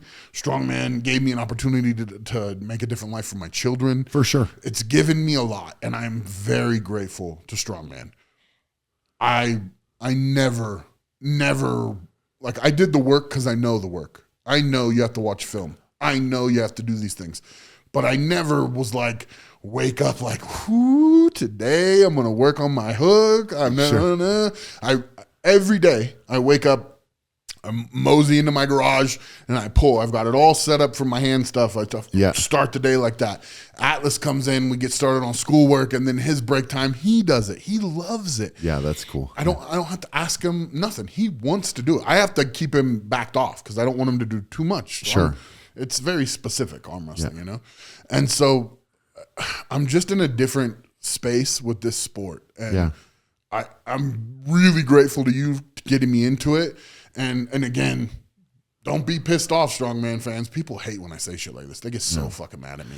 Well, but I'm trying to be honest. And I have the utmost respect for strongman and strength, athleticism. It doesn't escape me that I'm a part of whatever number you put me at of strength athletics in the history of the world. I'm on a list that says I was pretty damn good. Yeah. And I'm really freaking proud of that. Sure. You know? Yeah. I'm very grateful to strongman. Well, I don't think it's necessarily one of these things where you don't know until you know, right? So getting into arm wrestling stuff, it's like that for the light bulb and that switch to go off so quick and say, man, this is awesome. Yeah. Right. It's cool. It's not a bad thing. And I don't think it is. I don't think in any way, shape, or form it's like, oh, it's disrespectful to strongman to say that I like arm wrestling. You know, it's one of those things, man. You had an outlet with strongman, right? But you don't know until you know. So like coming out of it, it's like, and I know you did all the research and you did all the studying and you did your homework and you put the work into getting as good as you could. And because that's just kind of coming from a football background and coming from your background, it's like, all right, well, this works. You know, right? The playbook. Yeah, we're going to do this. And so, you know, I think that in some ways, you know, I think people should be more excited to say like, oh, cool, man. Like you found this, and you would hope, you know? Yeah. And it's not, and I don't really envision that. It's not like, oh, strongman is stupid or like whatever. It's like, no, cool. Like you had your experience, you did your thing, you paid your dues in the sport, and also there's nobody that could say that you didn't bring eyeballs to the sport. For sure. Right. And that's a big part of it, right? Like it's like you were one of the characters, right? Bar none. Yeah. Like you can't say that. You looked the part, you played the part, you were part of these contests that like there's not the strongest, but strong enough to make it important. You know, like you being in the top 10, like the comment section is bullshit. It's all these weak people being like, oh, I get a lot of you weren't shit, right? But in my head, I'm like, bro, I was like top 10 strongest man on earth a couple times. Yeah. That's good enough for me. That's like, I understand everybody wants to be the 4-time world's strongest man, or actually the 5-time world's strongest man if you do your fucking history. But everybody wants that. Yeah. But I mean, it's not that I didn't think I was going to get there, but I never really like had that, like, I have to get there. I never, I don't know. For me, I was still a football player doing strongman up until halfway through my career when I was like, wow, like this is my sport now. Yeah. I mean, and again, I'm just trying to say, because you're like, oh, everybody, you know, I don't think people I just get it. I get a lot of comments of like, because I say things like it's a silly sport or whatever, I feel like I've earned the right. Like I've given years of my life to the sport, and I've shortened my life for the sport. I've given body parts to the sport. Yeah. I've got scars and everything else to do it. So I feel like my say is worth getting out there. Like maybe everyone isn't the same way you are, where they fell in love with it the way you did. And it's like so awesome hearing your love of strength is inspiring. It's cool that's like wanted to be the strongest man that ever lived. Like that's a big bite to chew off, and you chased it down, you know? Not everybody's that. No, bro. And you don't have to be. It's totally, I mean, it's I think the combative nature though, like, you know, again, you know, it like I said, for the light bulb to go off that quick and be like, oh, this is really cool. It's neat, man. It's neat for me. I'm grateful. Dude, it's so grateful. Well, it's neat for me to hear too, because it's fun to see how excited you are about the arm wrestling. And like, I've been super excited, as you know, like for me, it's like, it did what I did with strongman. Cool. right? Like, but I need these competitive tests for myself. And this is what I've talked about. And it's trying to fill that void, fill that cup. Like, you know, what made you go arm wrestling instead of like Highland games or something? Well, it was an interesting road. Because I think about this all the time. Yeah. I could have ended up being a Highland athlete because you invited me to do it or whatever. Yeah. And I probably would have done it and not enjoying it as much. Yeah. I just feel really lucky that you picked a sport that I like that you love. Yeah. So like, I'm curious, I'll repeat the question. What made you do arm wrestling instead of Highland or any of the other opportunities that you could do? Yeah. I've on the outside, I've been very interested in arm wrestling, kind of a I don't know what you want to say, closet fan kind of thing, where it's like you pay attention, you see some stuff going on, and I've always liked grip, right? You know this, like where grip strength in your hand, your wrists, like, and then arm wrestling kind of fits in that realm, right? Like, okay, well, how strong can your arm be? And you know, these positions. Then I also like the combative nature. Right. So yes, in strongman, you're competing without a doubt. And we're lining up. Am I going to do this? Or are you going to do it? You know, there's that adrenaline rush. For sure. But it's also not the same as us going against one another, right? Where we're physically grabbing each other and you know, trying to win in that way, right? So it's like there's a dominating winner. Another person. Yeah, I might be, and in strongman it might be, I do one more rep, or I do, you know, whatever, which is still definitive. Yes, there's a win and lose there, but also it's just like, well, maybe I did it a little bit better, I was a little bit faster, whatever. This is, hey, did I physically beat you? Did I pin you? Right? Like, am I able to pin you, or you pinning me? Did I take your control away from So I like that. I like that. So from the outside, like I've been entertained by arm wrestling. I think it's something that you can't help but be drawn into, even if you don't know what's going on. Yeah. Like if and I've said this before, but it's like if two people are at a bar and they're arm wrestling, everybody's going to watch. Right. Same thing in the high school lunchroom. Or whatever, middle school lunchroom. Yeah. Somebody's arm wrestling, they're on the table. Oh, let's get into it, right? Yeah. It just naturally kind of draws you in. Did you think about doing other stuff, or was it you right away you knew it was arm wrestling? Did you know before you retired too? Two-part question. A little bit. I was definitely interested. I mean, I brought arm wrestling to the Shaw Classic weekend in 23. Your last year. Yeah, so I wasn't arm wrestling, but I still was like, hey, we're going to have these guys. And I thought it'd be really cool to like put it in front of the crowd and have them do super matches, which both those super matches didn't work out the way they were supposed to, with 2 injuries, which very rarely happens, even 1 injury. And then they both did. So it was kind of like like a touch. But I knew that, like, I was interested in it before to a certain extent. And then it was like, okay, well, I can't really go into this with strongman because it's, you know, I can't have my arm wrecked.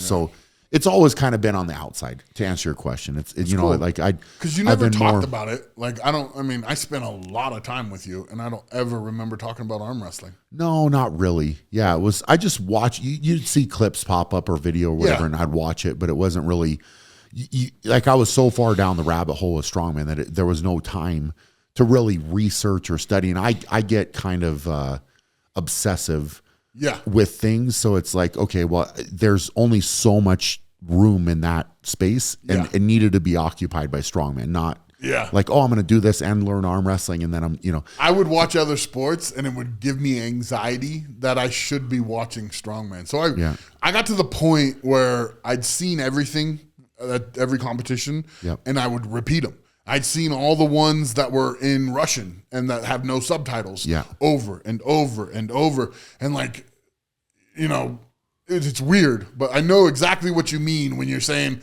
you didn't dive too into it, but like you were a fan. Well, I can't be on the, I'm, like I said, I'm too competitive. I'm too obsessive. I can't do that. So it's, and luckily with arm wrestling now, there's a lot of matches out there over a lot of years. So even, the old stuff, and you can watch it. And then as you understand more, you can kind of look at the technical component versus just like, it's an arm wrestling match. Right. Now you start to break it down of like, he was trying to do this or trying to do that. So all of that was neat, man. And it's a different test for me.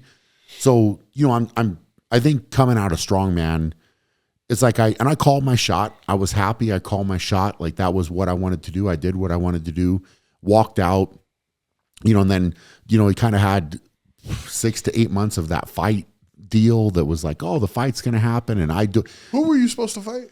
Martin Ford. Martin Ford. Yeah. Right. So it was like a 4-man thing that they were trying to set up and whatever. But they put an offer in front of me. It was so obvious. Ridiculous. That Eddie was in charge of picking the people. Oh yeah. Because there's no fucking way anyone else would have picked Mitch Hooper unless, it wasn't for sales. It wasn't because he looks like Martin Ford. No. It was because he's a nice Canadian boy. Yeah, That's what it was. It was, I don't understand that. But I understood it. As soon as I saw it, I was like, oh, Eddie's the one who knows these guys that are, and it was Eddie's people in Dubai that frequently fucked everyone over. Yeah, man. It was sorry, Ed. It wasn't your fault, but no, it was not good, bro. Because that kind of broke me in a way. Because I'll always take the positive away. I just like to do that. But it was like I got out of my comfort zone. I learned some fighting skills that I think if I ever needed to have them. That wrestling work is hard, huh? Yeah, very hard. The striking is way harder than I ever thought it would be. Striking's hard. Like pad work. Yes. But would you do it too? So like I did it for a few months too, training out. I was trying to sneak into that. And we would wrestle and then we would hit pads. Yeah. I never felt worse in my life. I puked every day. Oh, it's hard, very hard. Yeah. And then when you're trying to throw with nothing behind it. Yeah. Like, were you puking every day? Like, was it that hard for you? Or because you were in better cardio shape than I was. Yeah. Back then too. I got in pretty good shape. I feel like I was ready, and again, we were only supposed to have 2-minute rounds, which still 2 minutes if you're full exertion is a lot, but I was ready. Like, but it's the same thing with me, man. Like I can't do it halfway. Yeah. So I went down. I had a great team, people around me. I had different, like multiple coaches that I was working with. Like, dude, I was in it. I was in it. Right. And like, it was hard because it was like a lot of times it'd be an hour drive one way. Then I would train for hours, then an hour drive back. And it was hard, man. It was hard on me. It was hard on Carrie. It was hard on the boys. Like you're talking about, like spending that time. Yeah. But to me, it was like I had this ridiculous contract in front of me that I agreed to, and that type of money was like, if that comes through, I'm playing in my head. I'm setting my family up. I'm setting my boys up. Yeah. Like I'm gonna endure this, and I'm gonna get as good as I can. So I'm walking there, and I'm safe as I possibly can be, and also I'm going to win. Like I'm going to like it was. I was playing these things in my head, but my elbows were the thing, man. That was like the wall, like going against the wall, that type of game, man. I was ready. Like I played in my head and I was like, well, I'm ready. Martin Ford's jaw was going to break. Like I was envisioning how it was going to break and what it was going to sound like. And if I was going to be okay with hurting him that bad. And it's a different spot you have to go that I'd never gone. Yeah. But it fell apart completely. So it was like I wasted these months, weeks and months and hours and all this dedication and time. And, I kind of had to walk away from lifting so heavy, right? So it's like, now I'm this. And then it's nothing. All my time and effort is like, well, what did I get out of it? Well, then, like I said, I took the positive away. But then that was I got it, kind of walked out of strongman, but I was immediately into that. So there was no kind of decompression of like, all right, cool. I'm gonna process walking away from the sport. Like I didn't do that. It was like, okay, cool. That chapter closed. Here we go. Right into this next couple weeks. I'm right into that training, and then that fell apart. And it was kind of like, all right, at that point, I hadn't fully processed like being done with strongman and what that meant, and not having the next contest and all that, right? So then I started more with dabbling with arm wrestling. Is kind of where that came in. I was like, okay, this seems like I like it. I can I can do a lot of yes, I need partners on the table, but I also can do quite a bit by myself. Yeah. So it fit kind of the way. It doesn't affect home life as much. Yeah, and I could walk out and do it, whenever. So there's a lot of reasons that I liked it. And then the combative nature as well. So I like it, man. I think that for me, if I'm being honest, like I was super pumped, like really pumped. And then we put on our event, right? And the collaboration that happened with East versus West. So I was already doing the strongest arm on earth. That was already going to happen, which you were already invited to. And this is before East versus West was involved at all, right?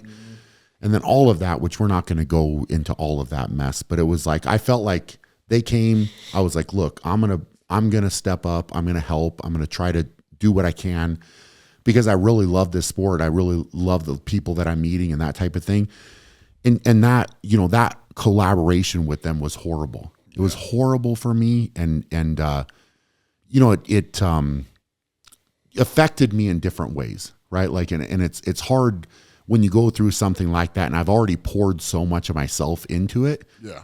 And then it comes in and it's just like the experience with them was so bad that it you know, made me think differently, right? Like it made me think differently. So I'm kind of in this period now, and you know, it's not that I haven't been on the table and everybody's like, oh, Brian's not doing anything. Bro, I'm still practicing. I'm still doing all my things, man. Like I'm still kind of like doing it, but you know, I haven't necessarily done a lot. Like I went out and saw Juji Mufu and we got on the table, which was fun. And he, you know, it was so fun. And then you and I getting on the table and going like, so it's kind of like, all right, cool. Like this is, and I've got my guys that come train, which are awesome. And so like, it's been good, but it's like, I needed a period after that bad experience there to kind of decompress. Right. Because it's still getting back to, you know, like, all right, cool. And I didn't want to so quickly get into that negative spot. And I wish that collaboration would have never happened. Right. Yeah. Like I wish that, because I think walking out, it would have been better. It would have been better for me to not have that. But it, you know, it was, you know, it came at a moment, and I should have, you know, I should have approached that probably differently. You know, like I think I should have, but me, I always try to look for the best, and I always try to think of the positive, and I try to go into things and thinking that, you know, everything's going to work out great and it's going to be good and all that. And it just wasn't, right. Like, and I think it's been hard for me to accept. And so I don't want it to deter from the fun that I was having, right. The fun and the nature of like having fun. And I think I can get back to that, but it's also kind of been, you know, that step back needed to happen after that. And it's, you know, I mean, there's a lot of reasons that brought back a lot of different emotions from strongman and, you know, dealing with, you know, the politics, the organization. And it, you know, that I battled for a long time, which you know better than most people. I know. Out of respect, I don't say it on podcasts. Yeah. It's respect for you, dude, but you know, and so it brought back a lot of that. And I'm like, okay, well, dealing with this situation, like, what am I willing to go through? What am I willing to endure and put up with? Because there's a lot that I'm bringing to the table, right? And I think that, you know, in a lot of ways, like the gratitude for the situation would have gone a long way. Yeah, like it simply would have been. That's something with you that's repeated. You know, like I think it's somebody who puts so much into different things. Like putting on an expo for strongman is a lot, and you've been doing them since 2013. I think was my first time doing. So we did amateur was 11. Was that 2011? Contest? You're talking about that contest? Yeah, that was 11. Yeah. So I didn't consecutively do that. That was like the first time. Okay. Yeah. But the way I said it, so like you've been giving back to the sport since then. Probably before then, and it's not like little things. That's a lot. Like that's. And, well, I've tried and not to, you know, again, and that's not to say. Here's the thing: is the arm wrestlers themselves, just so we're clear, were awesome. Those guys were great. Yeah, and their experience, like it was so cool for both Carrie and I. Like in our team, it was like, okay, they were like, I've never been treated like this. This is so great. Like, I can't believe what's happening, right? Yeah. And then there was so much stuff going on, which I didn't really talk about behind the scenes, that was ruining it for me. But it was like their experience and the gratitude they showed was incredible. So it's what I mean by gratitude was from the organization. Yeah. That would have been nice, right? Because like I stepped up when they didn't have a venue and they were in a bad spot, right? But instead it was not that. Right. Right. And that's what is the frustrating side of that to me was like, look, man, I didn't need you guys.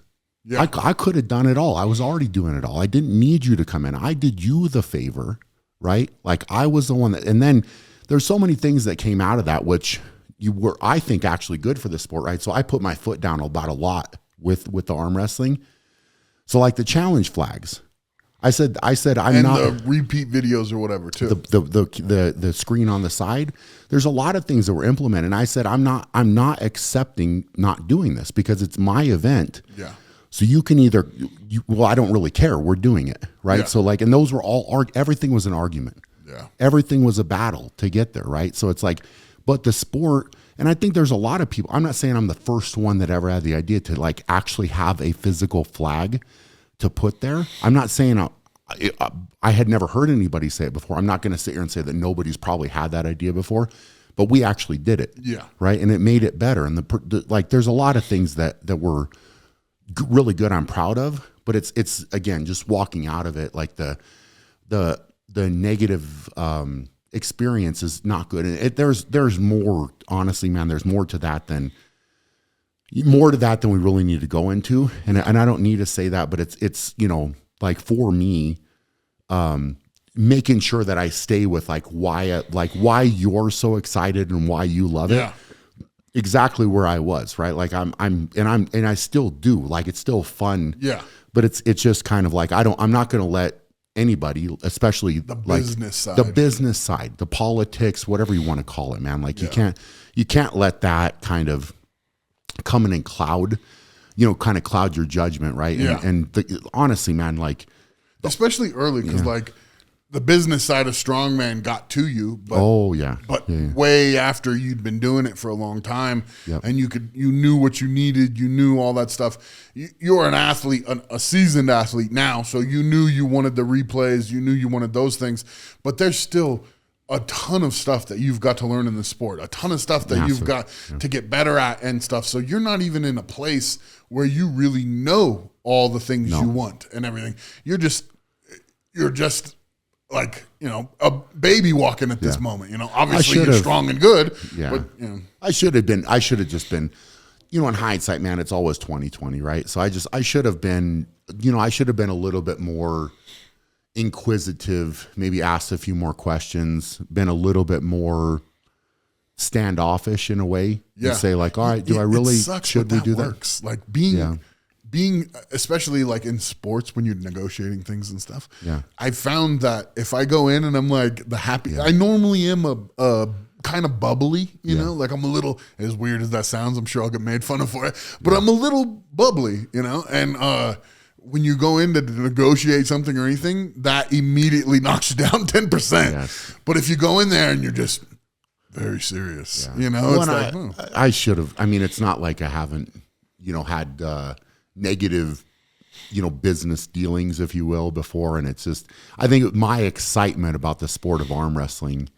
maybe clouded that judgment a little bit. Because I was like, oh, we're already doing this. And you guys, like, everything's going wrong for you behind the scenes and everything's falling through and nothing's guess what? happening. I got a spot. Yeah. And it's like, it's all me. Like, well, I have the answer, right? Like, I can be the guy that comes in and, whatever, bro. You didn't realize that the things they were going through is kind of an everyday thing for them, and you stepping in is almost like a kid that like sees his parents fighting and you're like, I can fix this, and you don't realize like, well, the conversations weren't truthful, right? That's what's hard. Yeah, it's because like I feel like if you're going to come in and like if I had something going on, I'm like coming to you and like, hey, we're going to merge this event, but just so you know up front, like, here's exactly what's going on. This is what you're walking into.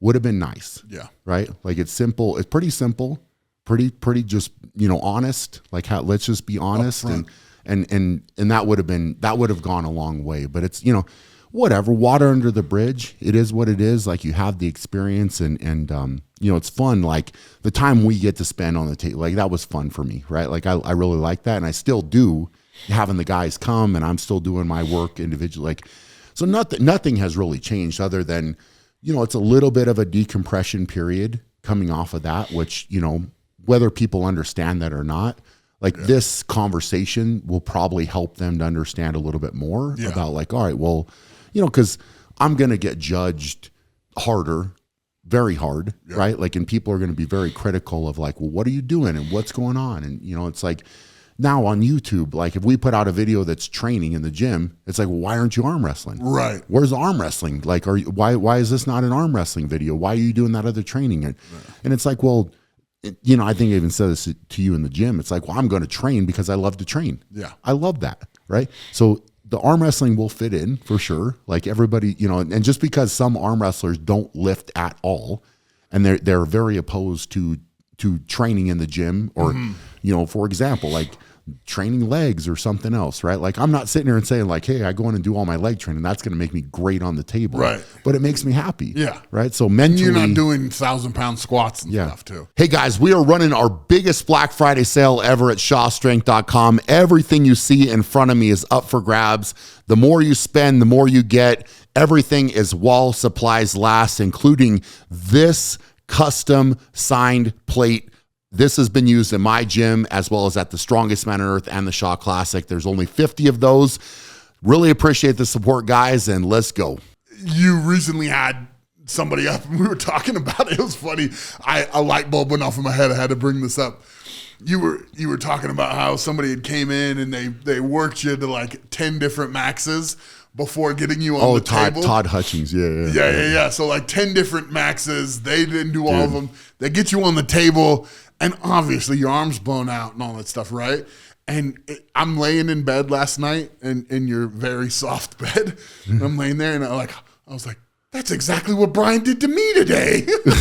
Whatever. You worked me to almost puking and then got me on the table. This mother sucker here. Okay. Call him Monster Todd. Yeah.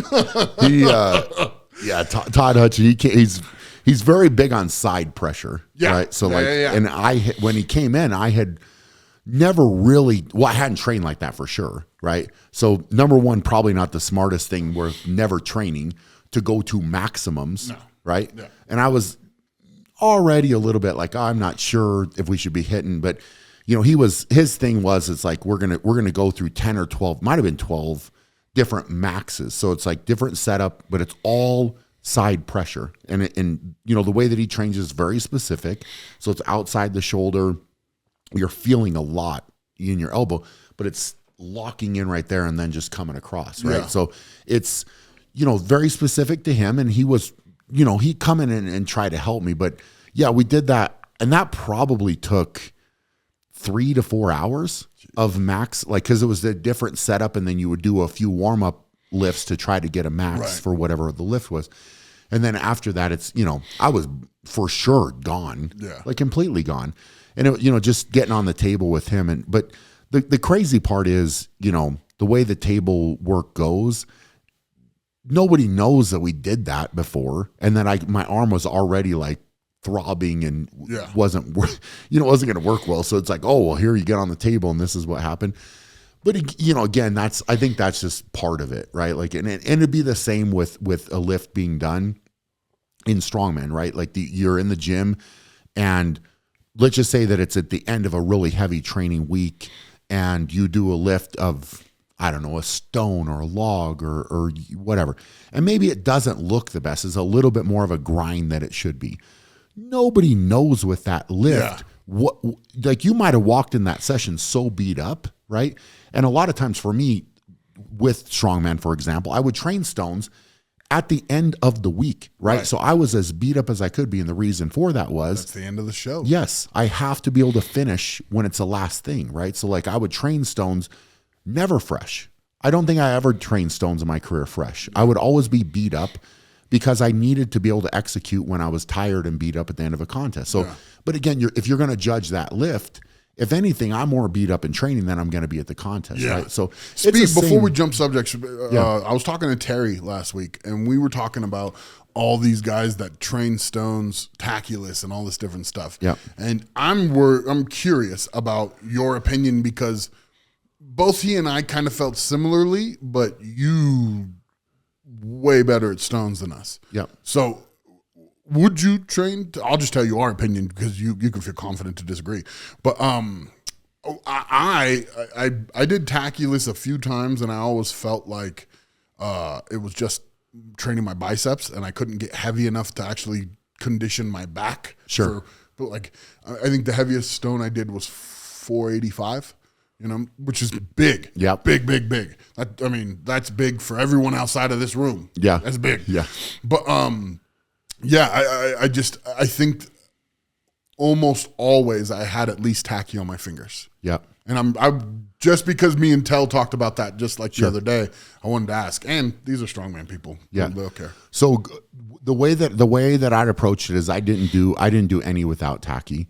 I would work through grades of tacky, like levels of tacky, right? So I would have more of like a training blend, for example, or even less. They used to make this stuff called it was jack tack. I don't know if you remember that, but it was really not a very good tacky, but it was a little bit. Right. You still had to squeeze super hard, but it was a little bit, just a little bit. And so I would typically, the way that I would approach it is I would start in training, I would use a very light grade. And then as I worked up close to the contest, depending on, of course, what the stones were and where we were going to be, whatever, I would then get to it. The heavier blend wouldn't come in until pretty much the very end. Yeah. So I had got used to squeezing really hard, which in theory, I guess you could try to do without any tacky. But, you know, again, I would just go through grades. Yeah. That's the way that I did it. It feels like your way, though, at least it gives you the catch, to stick them to not just be all biceps, you know? Well, you don't want to necessarily change your lifting style. That too. Right? Exactly. And so you're still reinforcing what you're going to do in the same position versus sometimes tacky lifts, you may bend your arm a little bit more than you should. And there's certainly a conversation to be had about risking more injury going without tacky. Right. And you know, it's, you know, I was always very fine with it, you know, and you know, there's different, I don't know what, that's a whole different rabbit hole that we don't need to go down, but different people had different opinions on tacky in contests and that type of thing, especially when it came to heavy stones. Dude, so in the amateurs, it's crazy. Like, I don't know if you even remember your amateur days, but I was like in like 3 or 4 amateur shows I did. One of them was yours, and one in California, and one in Reno or something. Yeah, but that was like all of my amateur shows before pro. And I remember each one, there'd be like a guy that wore jeans for the stones. Like his jeans was like his deadlift suit. Okay. And it would help him. I remember this guy in Reno. He was in the Air Force, and he's probably listening to this. He was big in strongman. Yeah. And like everyone was like, "Oh, he's the best stone lifter here." Da da da da.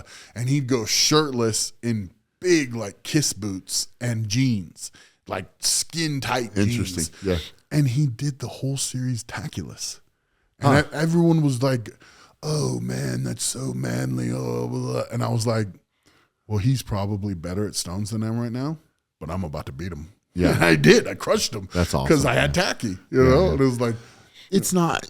Yeah, that would be that's the way that I did it. You know, to answer, I think you know everybody can have a different opinion for sure, and I know there are some guys that, but some of it depends on your climate and where you're training. If you're training in high heat, high humidity, maybe you change that a little bit. Yeah, you know, potentially, but you always want to get better from the training. Yeah, right. So if you know if there's people out there that are like, "Oh, I train without tacky and I feel like it carries over and is better for me," cool, keep going down that road.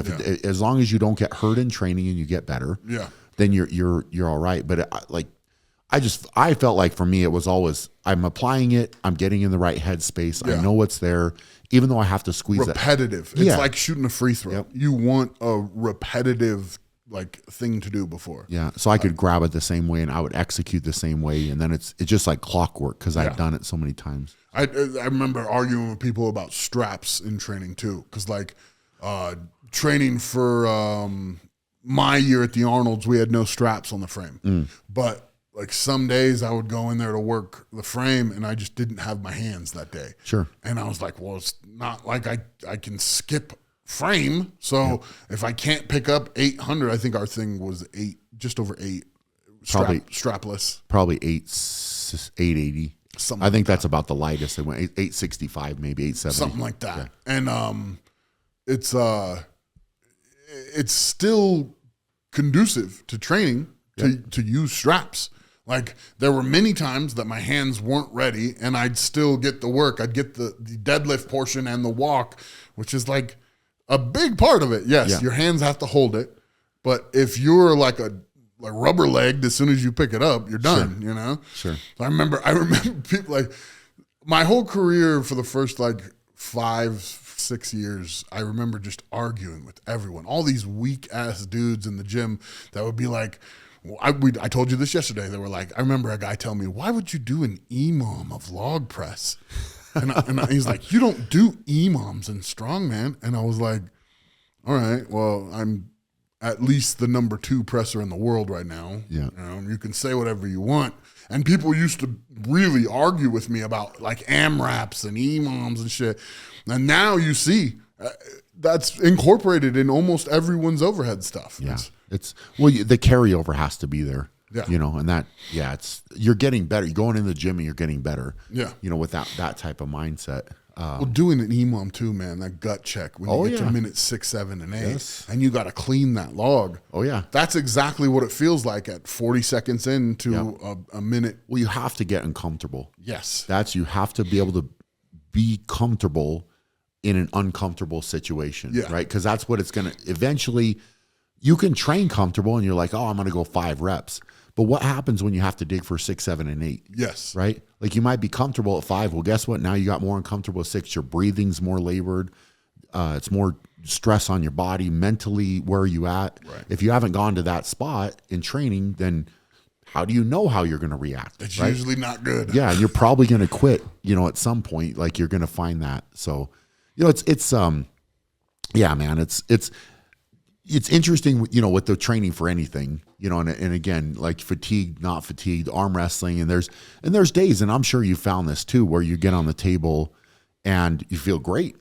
Other days it's like, oh man, like that caught up with me, or like I maybe thought I felt great until I started doing it, and it's like there's not as much gas there as you want, and so it's always, it's always one of these things, and I think maybe I understand that better. I would like to think I do from strongman, because I knew how to call audibles with my training always, right? And I would, because I was the coach, right? Like even when I was working with other people, it's like I needed to push myself as hard as I possibly could. That was smart, where and so it's kind of the same deal with arm wrestling, where it's like you got to feel it out, and it's very different. It's a different type of soreness. Yeah. Right. Very different than, because, you could always in strongman, I would get sore, of course, beat up, of course, but you go in and you could still do like you could still do something or change. Yeah. And with arm wrestling, if your arms are shot, man, it's pretty hard to work around that. Like, and so some guys are big fans of the blood flow work and doing a really high volume, low weight, which again, I think there's some merit to that, right? Especially for recovery, because you want to get blood in and out of the area and that type of thing. But what's been your favorite with the training? Like, is there certain things you gravitate towards, or you felt like there's been good carryover? Because I know we were talking about kind of how much you're combining the weight room with the table, and how you're balancing that, which I think is for everybody going to be a little bit different, especially with what stage you are at in your development. Right. Well, being so new at the point right now, the workout we just had, that's my first like full gym workout since I started. So you're going to go and tell everybody that we did that right before we got on the table? Did we not?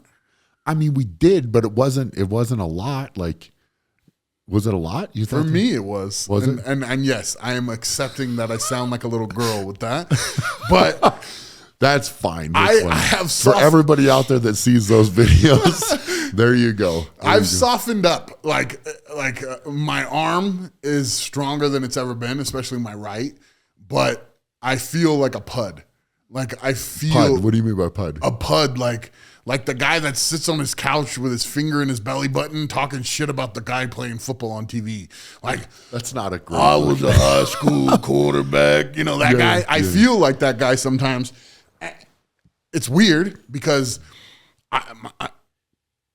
my gym time, as crazy as this sounds, has been structured since I was 6. Okay.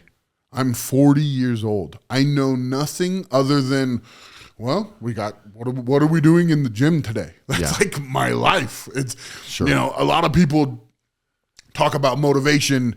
They talk about, oh, how do you do this, and that?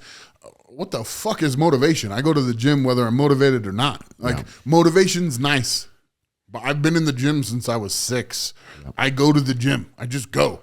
And so it feels weird not having like, I mean, I did leg press before we warmed up. I was sitting on your leg press warming my legs up and I was like, this feels so good. Yeah. You know, using my legs. Yeah. And so like what I'm going to do is I'm taking this and I'm going to take this as a jump off point when I get home. I will work out before my training now. And I will take this as a leveling up. Yeah. And from now forward, I will be in the gym working out and then I will train. Yeah. And that's a big deal. It's a big deal. But up until now, man, I started with just table time. Mm-hmm. And I don't know if it was my group, if it was the fact that I went too much or whatever, but like you've talked about not being able to drive. I've had moments where I thought I was having a heart attack because my arm hurt so bad. Yeah. And I was trying to hide it from my kids. And like I've had like just lock arm, like can't stop. If you stop the rocking, then the pain will catch you. So you keep rocking. And I'm the kind of guy when my back was fucked up and I was in the worst pain of my life, I would hide it. I would not. I'm not a complainer. I'm not a complainer. I will not be that man. Many experiences, and I don't want to get into them, but I am not that guy. Yeah. So to uncontrollably rock in front of my kids was a big difference. Atlas was like, "What is going on?" Yeah, you know? something's up. Yeah. But it's also nice. I feel like I can do that, and I can be vulnerable in front of them right now, and it's not the same. It's not the same as like strongman when like my vulnerability from that was like I couldn't get off the floor. I couldn't pick my daughter up out of her bed. I got locked on the floor for 2 hours. Yeah. Like had to crawl out of the room after 2 hours of her sitting in her crib looking at me. Yeah. To crawl to the living room to the couch to try and edge my way up just to roll over and then lay on your back for another 20 minutes before you like think you can do something. That's different. You know what I mean? That vulnerability, which is like you got a little girl, you got a little boy. Yeah. It's a crazy world out there, and you're supposed to be Papa Bear, you know? Yeah. And so this, it was death. Like, oh my gosh, so painful. But I was always like, well, if I need to do anything, I'm good with this one, you know? I'll be all right. Yeah. And it's like I said earlier, cut off my arm. Like, I'll bite somebody. We're good. Yeah. So, like, it's very different. It's very taxing. And I'm like, it's rough. It's not easy, but different. And my gym stuff, like I was just table time.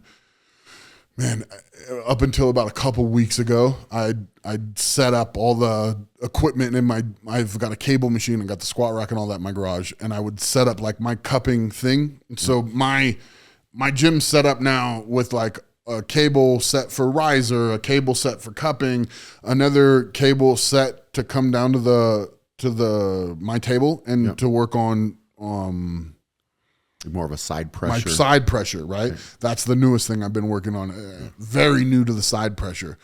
And so I do those things on my own now because I can, and it's helping the recovery and all that stuff as well. But I train guys. And so like I remember I was trying to show these guys reverse grip bench. Okay. Just to show them, it's a good stretch, get nice and deep, bottom of the boob. Everyone wants the aesthetic bottom of the boob, right? So, and I remember coming down and I was just like, holy shit, I better be able to push this back up. Yeah. It's hurting. Yeah. So it's totally different. But I'm grateful that you Todd Zilla'd me and then I can go home now. Oh, really? Yeah. Well, I mean, that's the new verb that we're all talking about. Yeah. Is that right? Yeah. Get Todd Zilla'd. Well, it was not not the intended outcome. I know. That, and it was a baby workout. I'm teasing. Yeah. If Brian ever really tried to do something like that, it would be like, stop the press. Like, let's not be. Well, you can try. I think you can do it a couple different ways. I've played with doing like kind of running through a number of different movements at the beginning of training. I've used that quite a bit. So I kind of get it before. I guess that's what the Russians and the English do. Before? Yeah. And then doing my normal gym lifting, whatever I'm going to do. And then having almost like a separate session where it's heavier. So all that stuff would be really light, mild, right. But it's just kind of go through it. So you're learning how to feel and where you should move. So I've done that, and then I've done it separate too, where it's completely separate from my training, where it's like, all right, I'm going to go and lift. That's what I'm going to do. Tuesday, Wednesdays, yeah, Thursday, and then Fridays. So we'll probably. Do you like the before? Because like what we did this time. Yeah, well, no. I mean, as far as specific arm wrestling work would come before gym training. Oh, okay. So what I said was, what I meant we was did gym work, then finished, and then we got on the table. That is what I was saying that the English and the Russians do. Yeah, and I don't mind that. I've done that. I've also done normal lifting, because I played with a lot, right? As you know, like you want to find your groove. Yeah, so I've kind of tried some of the almost like a pre-exhaust type of thing. Yeah. Where I would like, for example, I would hit like kind of like a bicep tricep superset type of workout right before arm wrestling on the table, just so I'm because I didn't want and the reason I was doing some of that is I didn't want my strength to hinder my development, right? Like I wanted to be fatigued where I was walking in there and I kind of had to, instead of being like, oh, I'm really strong here, it's like that's already fatigued a little bit. So now with my training partners, they could put me in different spots and I'm already fatigued. So I'm having to work more to develop on the table. That was my thought process. I don't think that's a bad thing. It sounds right. I mean, because I don't want to, but again, that was just like, hey, I'm going to try this, right? Like, so I'm going to walk in and pretty much every time I'm on the table again, I want to maybe be a little bit fatigued so I'm not fresh completely. What we did just mainly because you flew in later was different. Like I haven't been doing that where it's like, oh, we're gonna do a workout and then we'll get on the table. The workout would typically come in the morning and that would come later at night. So I would have a big gap. And but then I've also played with having it off, as well. So I'm kind of playing with a lot of it, to be honest with you. And I'm saying all that not definitively to say one of these things is better. You're figuring it out. Yeah. For me, I think I needed to be put through it in order to know that I could. Yeah. Because I keep telling myself man, when you grab 185 and you're known for being strong presser and it feels heavy, it's like, oh, well, I don't think I should be doing this. Yeah. But no, it's not that. It's just, it's different now. And you're not going to go to 4 plates on every workout. Before it was not a workout if I didn't get to 4 plates. And then that was still not that serious, you know? Yep. And now it's, 185, 10 sets of 10.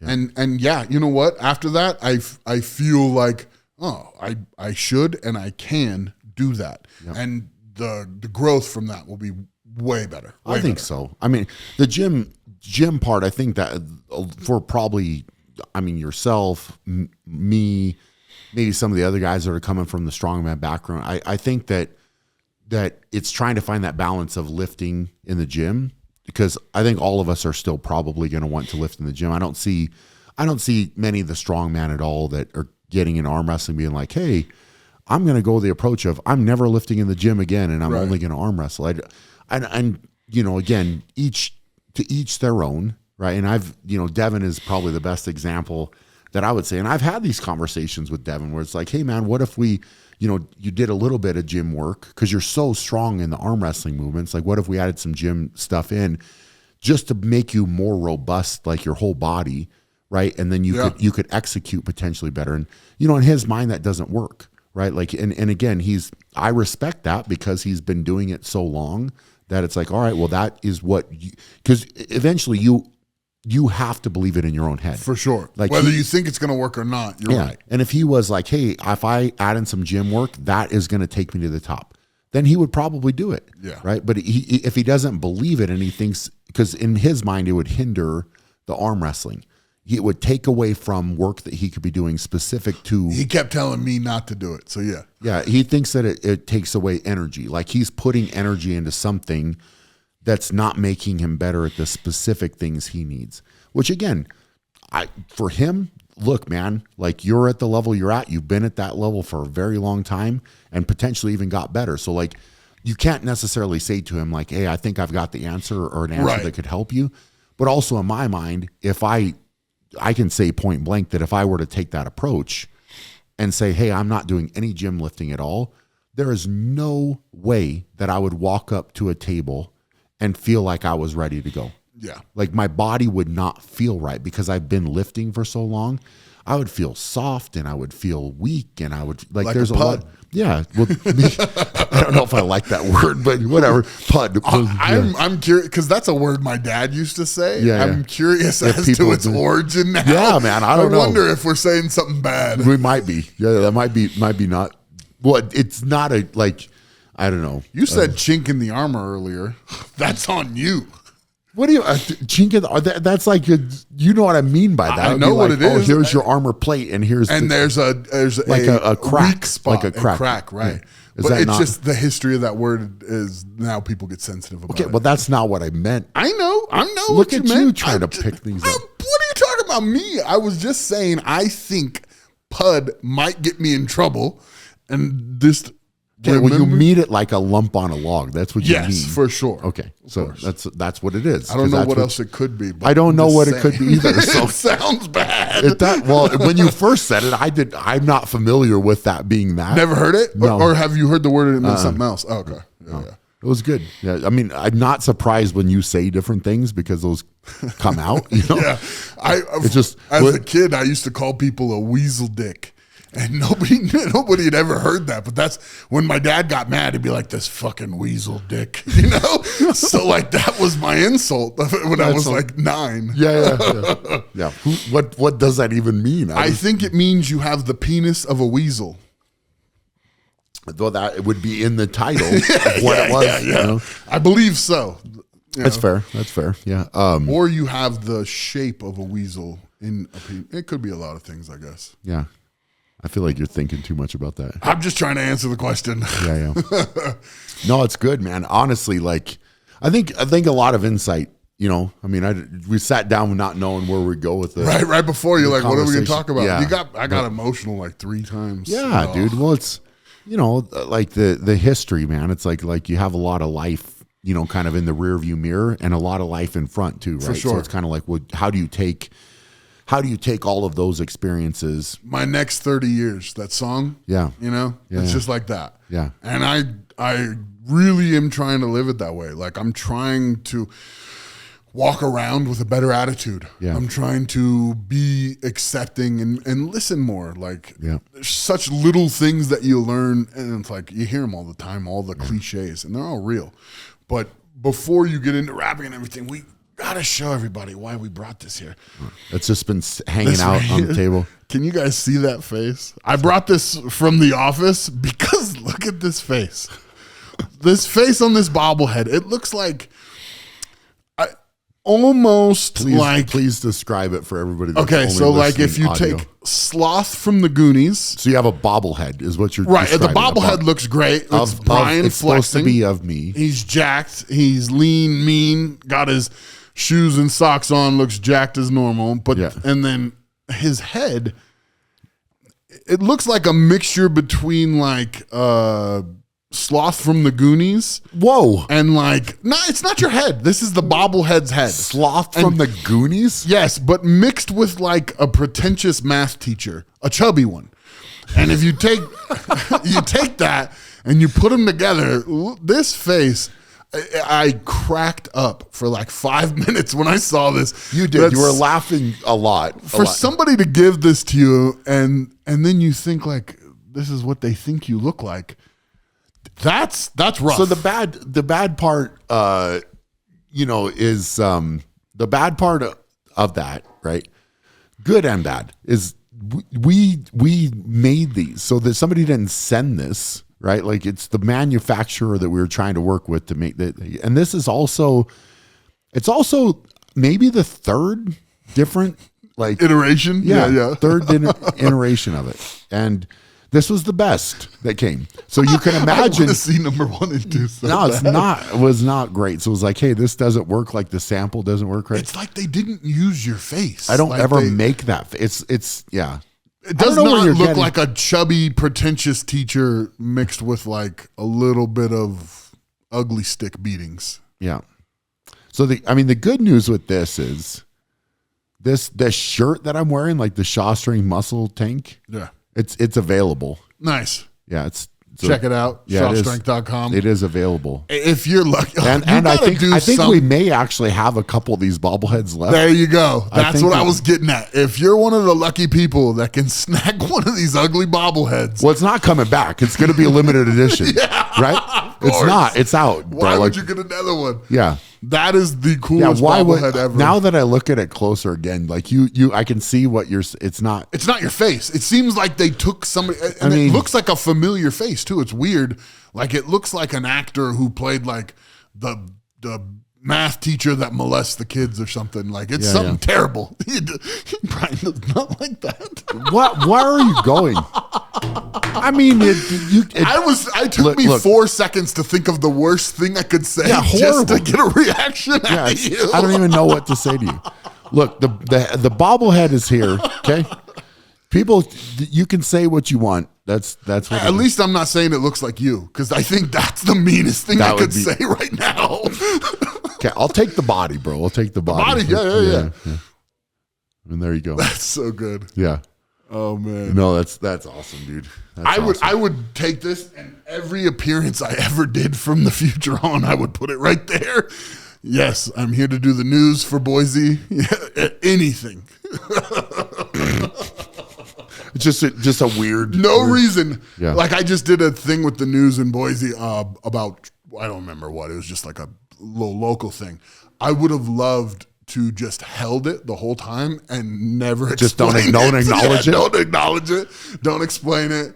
If they ask, I'll just be like, oh, it's just nothing, just make some short like mumble like just roll right past it. Yeah. I think that would be awesome.